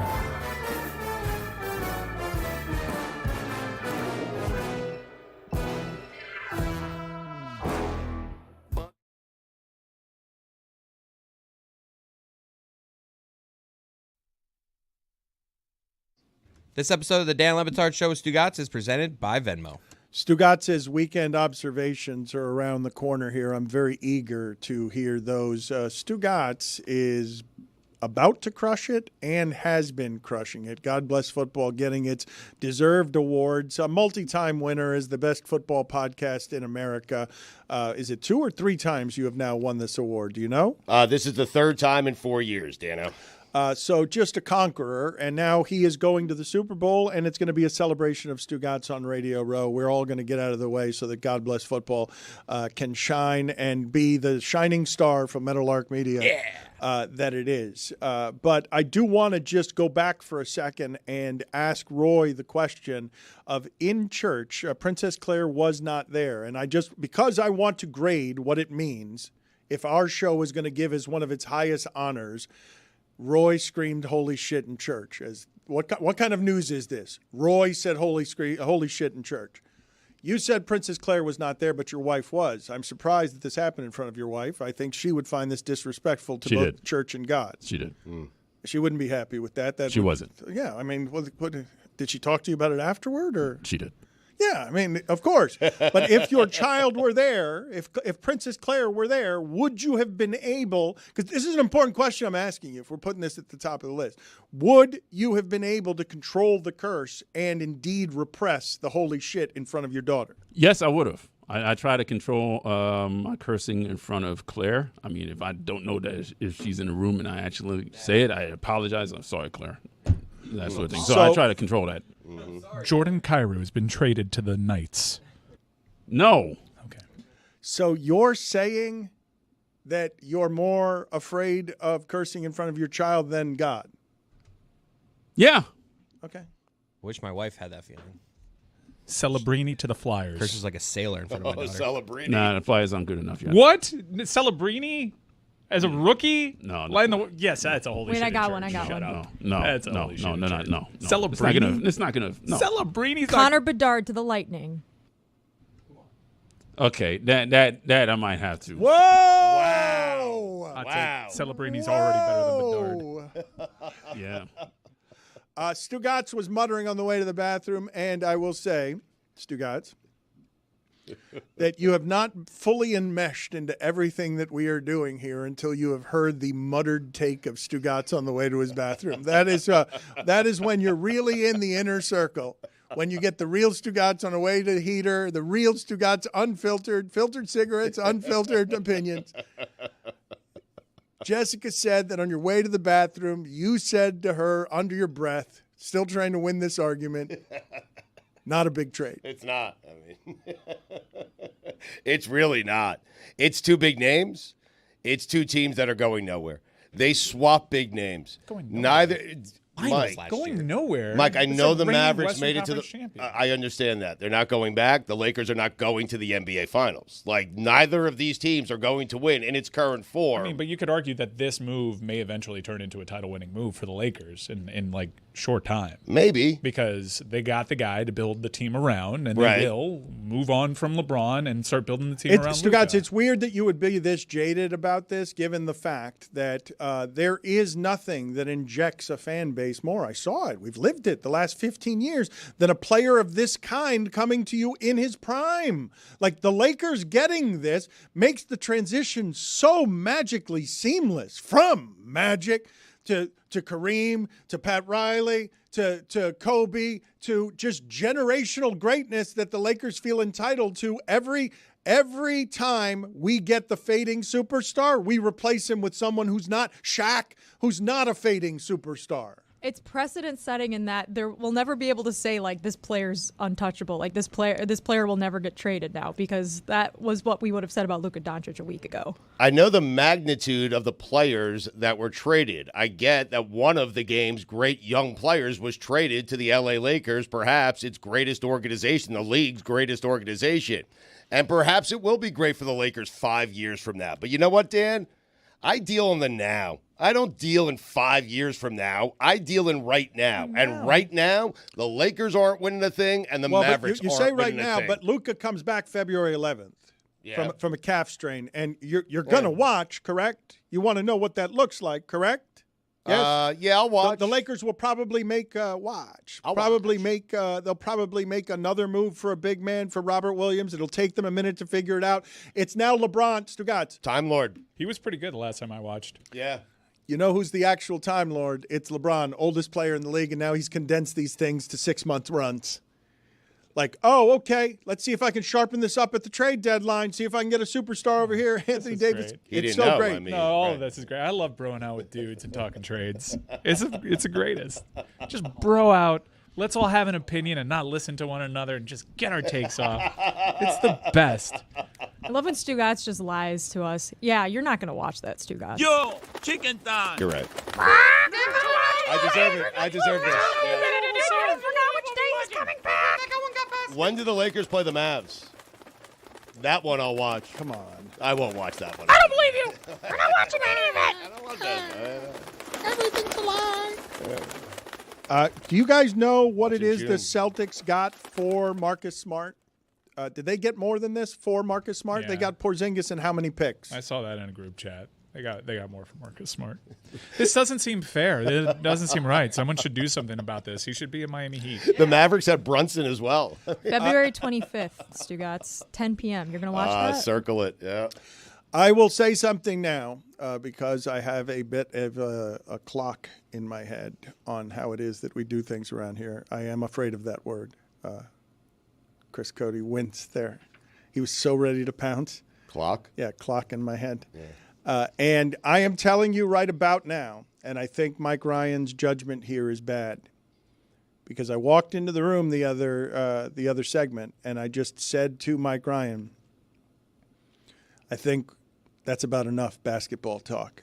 And Mike Ryan said, no, there's never enough. There's there can never be enough on. And then I walked past Matt Kugler, who whispered to me in my ear, my least favorite show that you guys do is the basketball shows. It's worse He than was the actually, hockey shows. He huh? was actually talking normal voice, but it just sounded like a whisper. Right. He is a soft talker. He is the softest talker here. He doesn't want to be on air. I want to use him on air. I think the producer of South Beach Sessions, he's reluctant about all of it, but he's also got a good ear for what this audience wants. And on a Monday, if we do an all Lucas show and all Anthony Davis show, I worry about that because we alienate the Matt Kuglers of the world who hate that show from us. He's not leaving that corner office he's got. You guys want to do top 5 most talented NFL quarterbacks of all time? Yes. I did that in the group chat, and what a discourse. Is Kugler hiding? He doesn't want to be on camera. Let's get the Kugler cam. He doesn't want to be on camera. I didn't do that, Kugler. I didn't do that to you. Now, talent is described by me, size, speed, throwing power, throwing accuracy, power also. Like, you have to be a powerful runner because short yardage situations is such a big part of the game. I'm just going to walk into that studio and put this on the table and just slide it over your way. That's my top 5. Really? This is all time, you're saying? All time. Okay. Talent. Remember, this is not best. I got a talent. Right. Yeah. Talent. Not winning. I had to, like, someone shouted out Dan Marino. I'm like, look, he's elusive pocket presence and all that, but you're not calling a QB sweep with him. All right, but he's pretty talented. Like, he would. Yeah, well, no, it's a different list. That's throwers of the football. Okay, so you're coming in here, you're sliding this list to me. Okay. I'm excited. Chris Cody, can you get me the stat of the day music before we Faster. get to Stugotz's weekend observations? The start of the day, short version. Start of the day. It is the start of the day. Start of the day. Start of the day. It is the start of the day. Start of the day. Start of the day. It is the start of the day. Start of the day. Start of the day. It is the start of the day.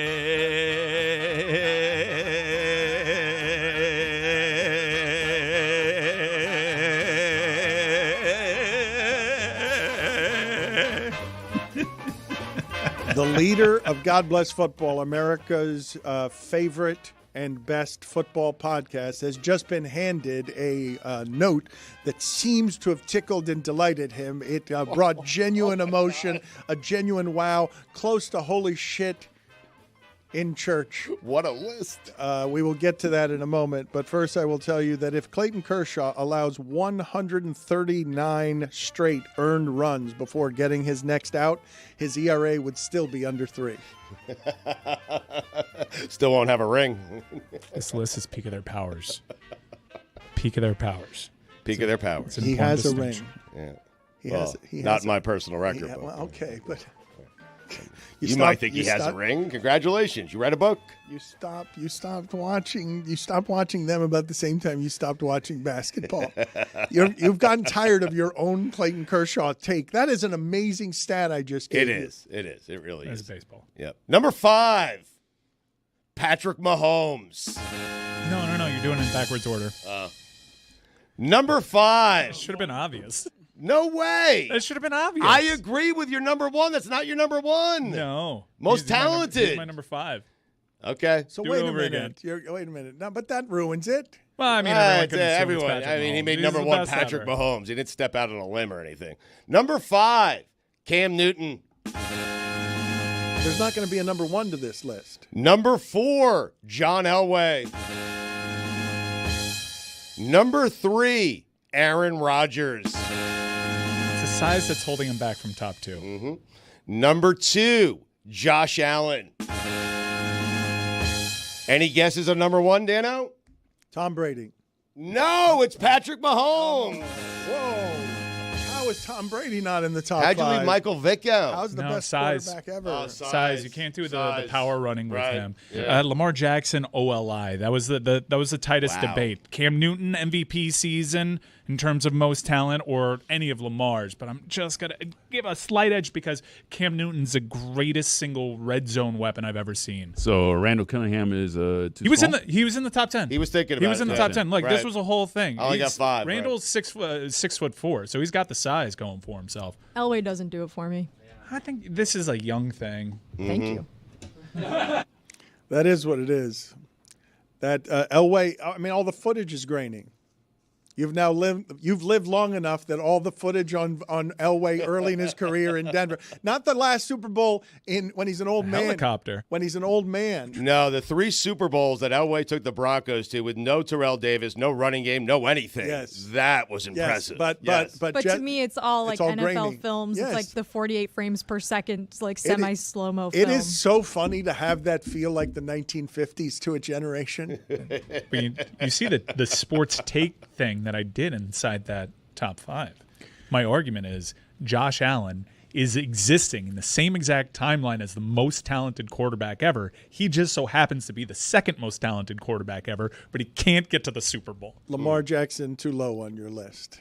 As OLI? Yes, I mean, Do you have him over Cam? Well, the only reason, you're doing Rodgers. you're doing physical gifts for goal line situations. I'm doing physical gifts. I don't need a running back anymore. Like, and when I add a running back, what I've added is Randy Moss to Tom Brady. Right. Well, Aaron Rodgers won a Super Bowl with James Starks.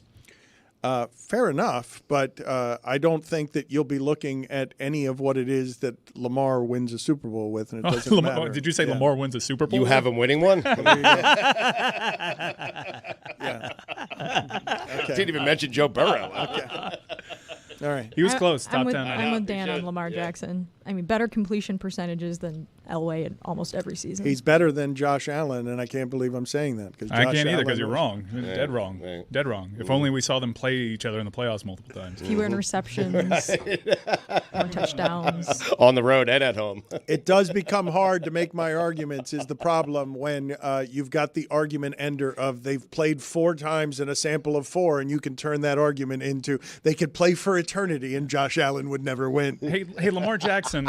I can't win because I can't play any of those games. I've just got the 4. It's a small sample. So if you say to me, Josh Allen simply can't beat Patrick Mahomes, even though I saw it was 13 seconds from happening, and Josh Allen didn't have anything to do with why it is they lost in those 13 seconds, you can still say forever, Josh Allen will never beat Patrick Mahomes because I know it the way I know that ghosts haunt you eternally. Let's give Lamar Jackson Khalil Shakir. We're making wins a QB stat again. I don't like it. I hate it. And small sample size QB stat at that. It's not even you won't even do me the courtesy of a 17-game sample. It's 4. Look at you dudes wanting to bro out over a top It's crazy 5. to me. It's because it's the same madness to me. This is the thing that Big happened Ben to me. sneaky in this conversation, by the way. Oh. Big Ben, it was hard to keep him. Like Prime I Big had Big Ben, Ben yeah. over Randall Cunningham. Yeah. In terms of talent, like a little skinnier Big Ben. Runs like a skyscraper, can't be in this top 5. No, but he ran like a skyscraper towards the tail end of his career. Big Ben, when he first came from Miami of Ohio, that dude could move. The Colts tackle. Are you saying Ben was a clumsy runner? Because Mahomes is as well. As great as Mahomes is, when he runs, he looks clumsy. I mean, he does. Stugotz, I appreciate the clarification. I was not saying that he's a clumsy runner. I was saying that he looks like he runs like a skyscraper has sprouted legs. How that would run, where the upper body doesn't move because it's been battered and contorted by 10 years of, having people bounce off of your upper body, and it doesn't work right anymore. So you can only run to the side really quick like a skyscraper with legs and throw the ball 4 yards. Okay. I'm going to start compiling my throwers of the football list. And by the way, he may perceive this as a knock. This is a testament to how good Tom Brady is. Okay. Because he's not on the top 5 of any of these. Just throwers of the football. He's not in the top 10 of most talented. Right. He's not in the top 10 of best throwers of the football. So he's the greatest of all time. So you're doing top 5 throwers of the football? Yes. And you're going to slide it to me? Yeah, but I'll put the numbers. All so right, I'm not you hold confused. on to that for a Yes. second. Usually God it bless goes top to football bottom. is about to come your way in a way that is ferocious, enduring, echoing, and it'll be felt throughout the land. Stugotz is headed there. Billy has stomach problems and is on the way. Before we get to God Bless Football's epic return to the Super Bowl, can you play for me the stat of the day again, please? Wow. Start of the day, start of the day. It is your start of the day. Start of the day, start of the day. It is your start of the day. Start of the day, start of the day. It is your start of the day. Start of the day, start of the day. It is the start of the day.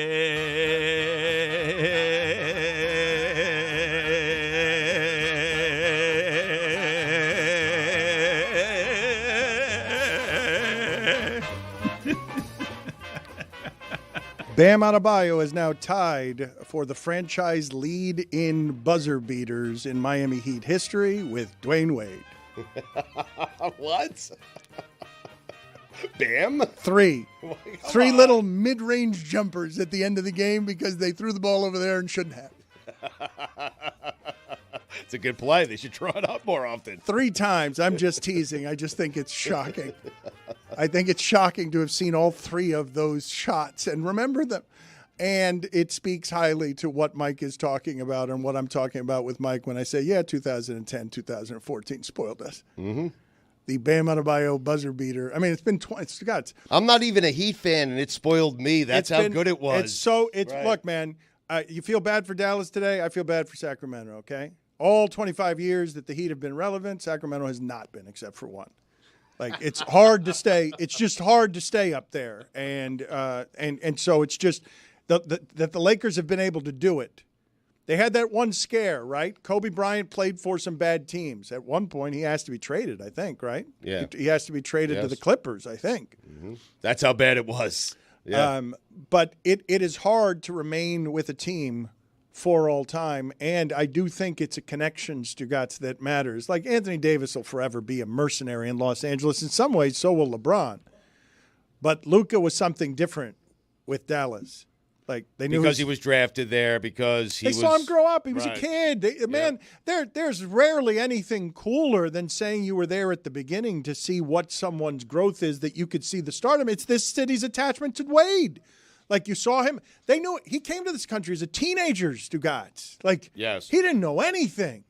And we discovered him and he discovered us. And that whole thing, like the way that ends, has to feel like a betrayal to him, no matter the amount of dollars it is that you're talking about.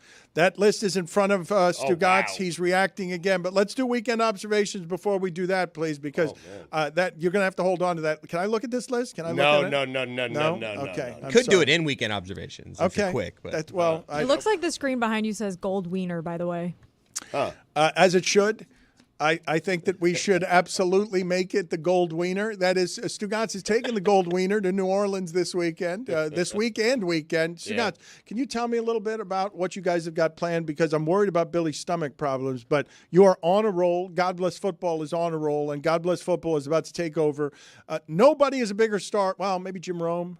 I think Christopher Mad Dog Russo. Maybe Mad Dog now. He is the biggest star there. But the reason I say nobody's the biggest star on Radio Row is because Mad Dog is a big star.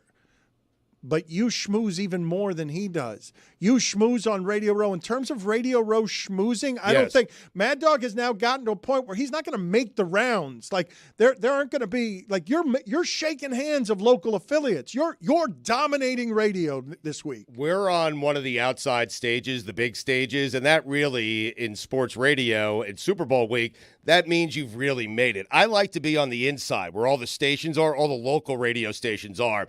But Christopher Mad Dog Russo is the mayor. When he walks past me, I'm still in awe. It's the way when I walk past some of the younger generation, they're in awe of me. I hear them talking about me. Well, can I? And I love every second of it, Dan. I'll be slinging books like nobody's business. All right, so who's? Oh, wow. So Stugotz, that's going to be great. Wait a minute. Are we going to get to watch Stugotz in sales action where he's got sample books to give away and he can sell books as a guest on Radio Row? That's what I'm doing. Oh, my God. Is that going to be great? So wait a minute. So it's not just that you're a participant and worker and employee and ruler conqueror and conquester of Radio Row. It's also that you're going to be able to sell merch. You're going to be able to sell your shit on every radio station that there is in America. Yep, I'm going to sign books. I'm going to toss them like Frisbees to certain tables. I have the tables that I want to throw them to. I'll go on the show. I'll promote the book. I can't wait for it, Dan. And I love this week. It's my favorite week. I wish every week was this week. We kick it off tomorrow with Funny Marco. Okay, excellent. Let's do weekend observations. It is time for Stugotz to share his game notes. No one in the media will tell you what happened better than my boy Stu. Weekend observations brought to you by Miller Lite. Dan, it's been a year, but it feels like a decade. Every year I leave, I count the days until I return. Back to a room that is filled with nothing but sports radio. Peter King picking at a Danish. Mike Golick getting paid for doing media tours for beef jerky and diabetes prevention. And of course, the mayor of it all, Christopher Mad Dog Russo. Dan, like I just said, I wish this week was every week. But make no mistake about it, this week is here. And just like that, Radio Row Here we go. is back. Here we go. So excited. You're coming, huh? I'm Little visit to the row, huh? I'm going to very briefly. Okay. I'm going to give it a whiff. It'll smell. You won't like it. It'll smell like plumber's It will butt. smell like me. Congratulations to the NBA. All it took was no NFL games on, but they finally won a weekend. It's one thing to get traded, but the Mavericks called Luka fat and lazy on his way out. That's so true. Yeah. Man. Yep. Luckily for Luka, he's getting traded to Los Angeles, the body transformation capital of the world. He'll be in peak condition faster than you could say Mindy Kaling. Juju, can you put it on the poll, please? Should Luka get in shape by getting Hollywood plastic surgery? We all agree that Luka would look slimmer with a single-digit number. 77 isn't doing him any favors. Put it on the poll as well. Is the number 77 the opposite of slimming? It's an O-line number. It's a bad number, right? The 8 is 8's worse than 7. 7's there's something about 7-7 that's going to be not slimming, particularly not slimming. The L in Luka stands for left tackle. Double sevens to go along with double chins. That's not right. It's not accurate. Look at Chris Cody. Oh, he's got 2 sevens. He has 2 chins. What's not accurate? Cody, you and me can't laugh at that wild jiggling chins beneath our mouths. I disagree. I'm qualified to laugh at that. Top 5 things the L in Luka doesn't stand for. Number 5, lettuce. Here we go. Number 4, limiting his carbs. Number 3, lifting weights. Come on. Number 2, low-calorie diet.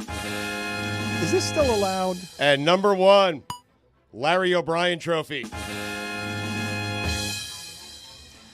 Not a big trade. Here come the Blue Jackets. They're playing well. It's a nice story. Yeah.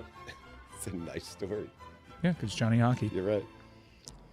Bill Belichick is releasing a book called The Art of Winning, Lessons from a Life in Football. Chapter 1, have Tom Brady. The end.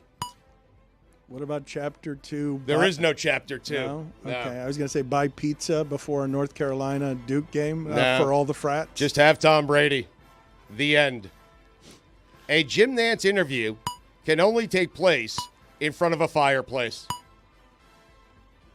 Put it on the poll, Juju, at Le Batard Show. Is it wrong if a Jim Nantz interview takes place anywhere other than in front of a fireplace? Or in Butler Cabin, but I feel like there's a fireplace in Butler Cabin. Yeah, I it's the could be same- wrong. it's the same right, thing. but it's spring. Yeah, Yes. yeah, it's the same right. thing. It should be. Yeah. If there isn't. There is, Yeah. for sure. Right.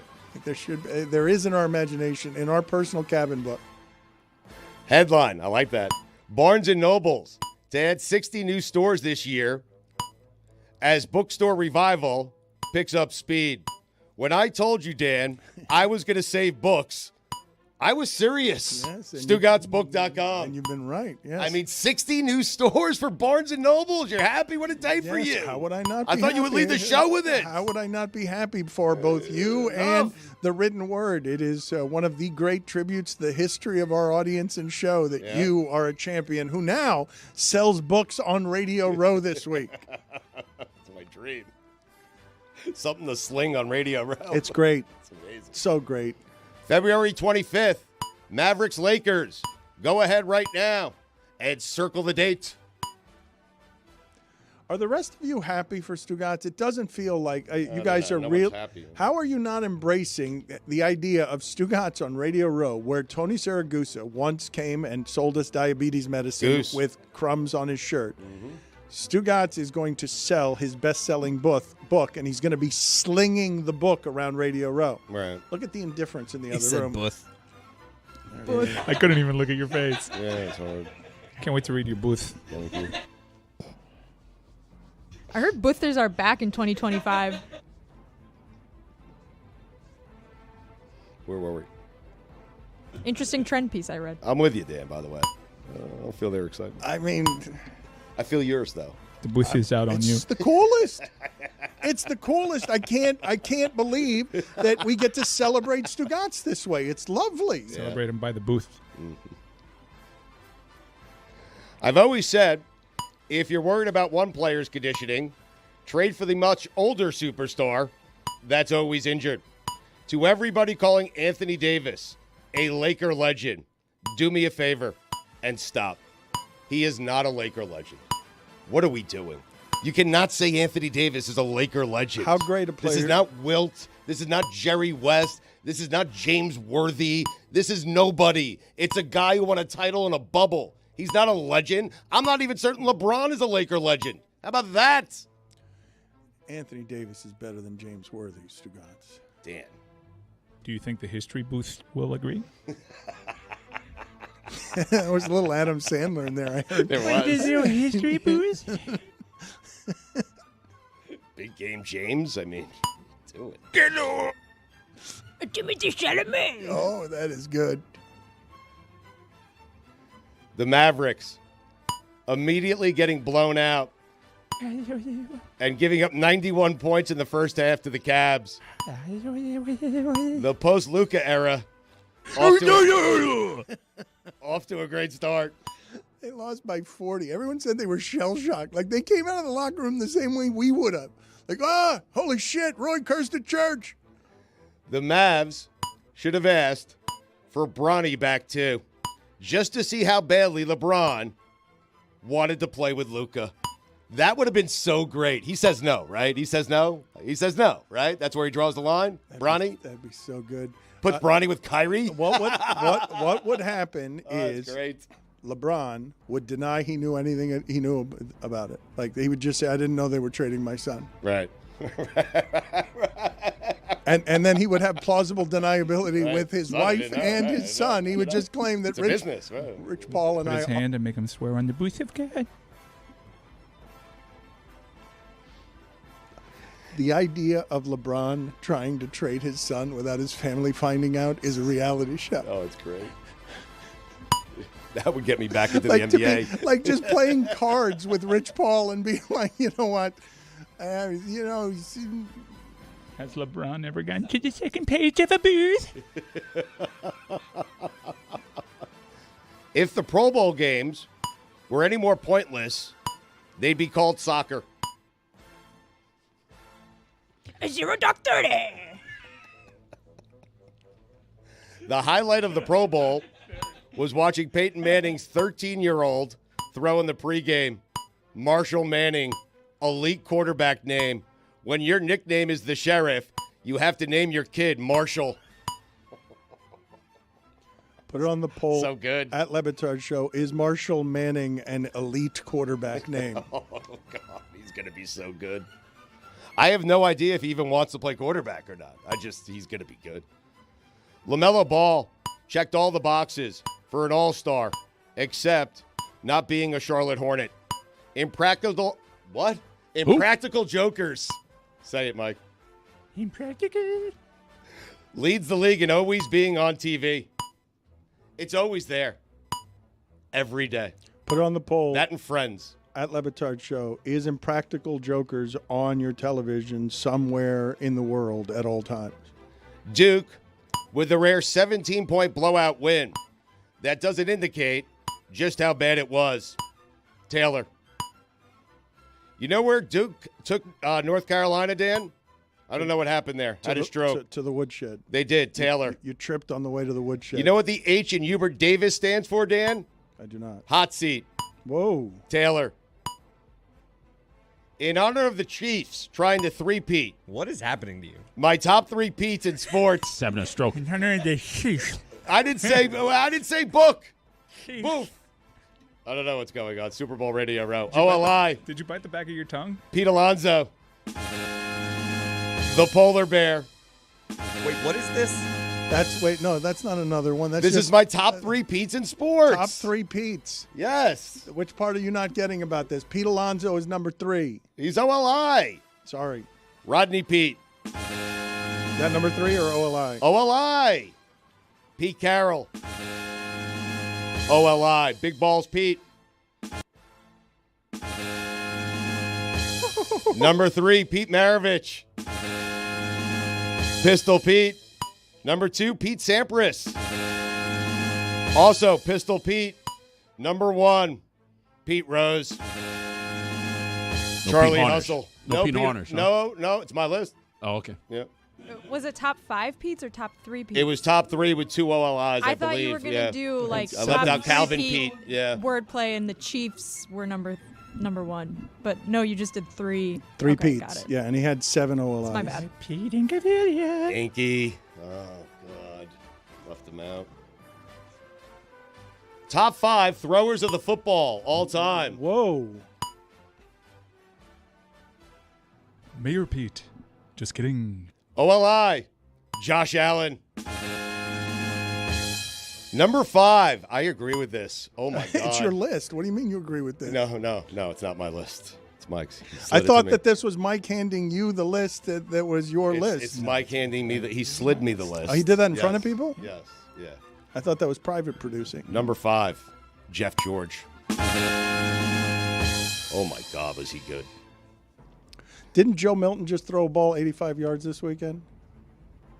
I have no idea. Number 4, Dan Marino. Number 3, I agree, Stephen Morris. Come on, man. Dan, come he had on. a You could argue chooch. he's too low. Come on. Number 2, Aaron Rodgers. And number 1, take a guess, Dan. It's not Elway. Pat Mahomes. Since I wasn't here Friday, allow me to take the time for an acceptance speech for God Bless Football winning another podcasting award.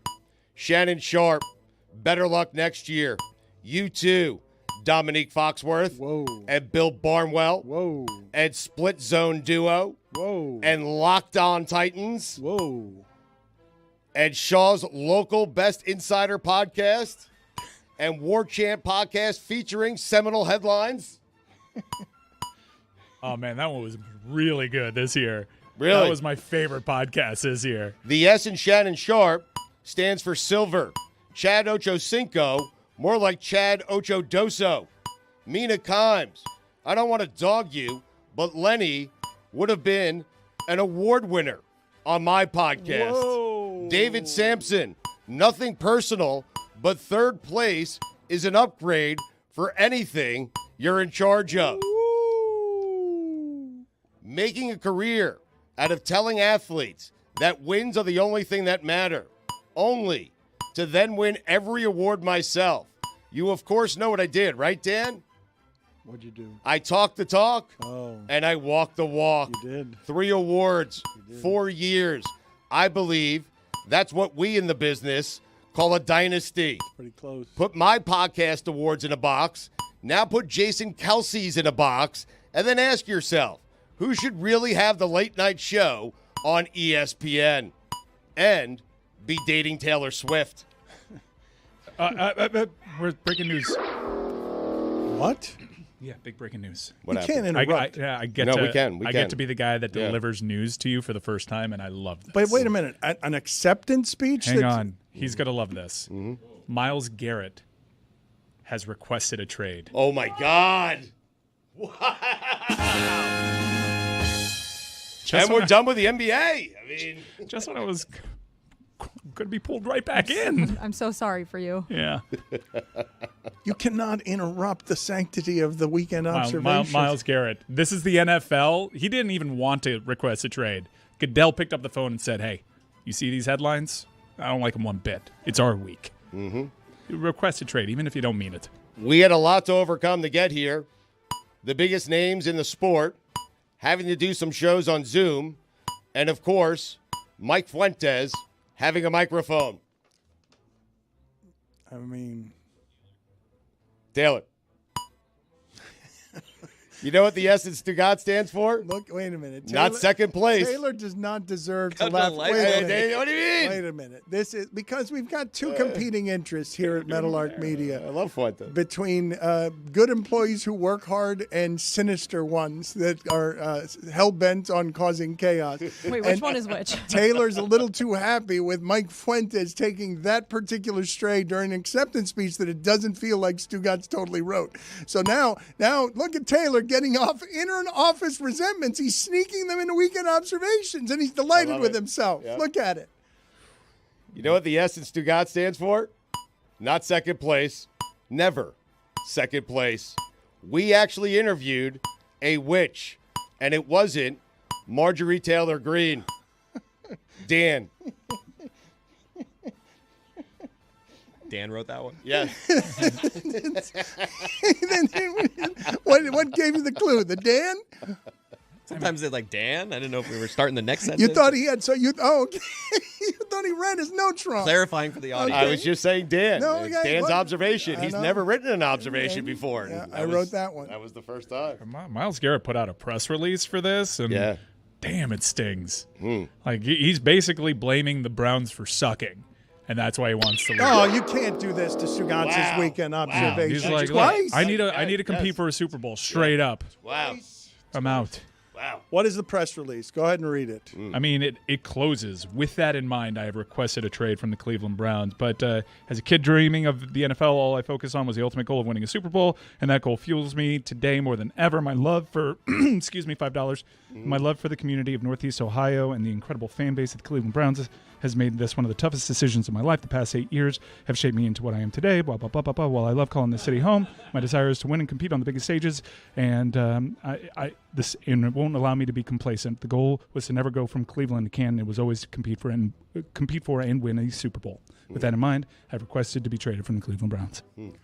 Stugotz, I would say that even though we love the transaction and stars and names, I do, not that you necessarily have to do comparison shopping on this, but Myles Garrett, a great Canton-worthy, great as the position can be played defensive end, requesting a trade, while interesting and seismic, tells you how much bigger basketball stars are than football stars. That'll be interesting to many people, but it won't be what we've been talking about for 2 hours, and it won't eat up 2 hours of coverage on any televisions tomorrow either. Pablo Torre. Do it without 40 people on staff. Pablo Torre. Do it with somebody named K-Funk. Pablo Torre. Do it with a Yankee fourth starter named Jabba Chamberlain. Dan, saying these podcast awards are prestigious and then having no idea what they are called. Dan, the Stugotz is also strong in you. They're the greatest of all the awards. They're the most important of the awards. They're the most prestigious and credible of all the podcast awards. That's a wordy name. I might start more podcasts to see how many categories I can win, just for the hell of it. Speaking of hell, Art Briles. Dan, those are the weekend observations. He's going to crush Radio Row. He deserves everything he's getting. And by he, I mean Billy Gill.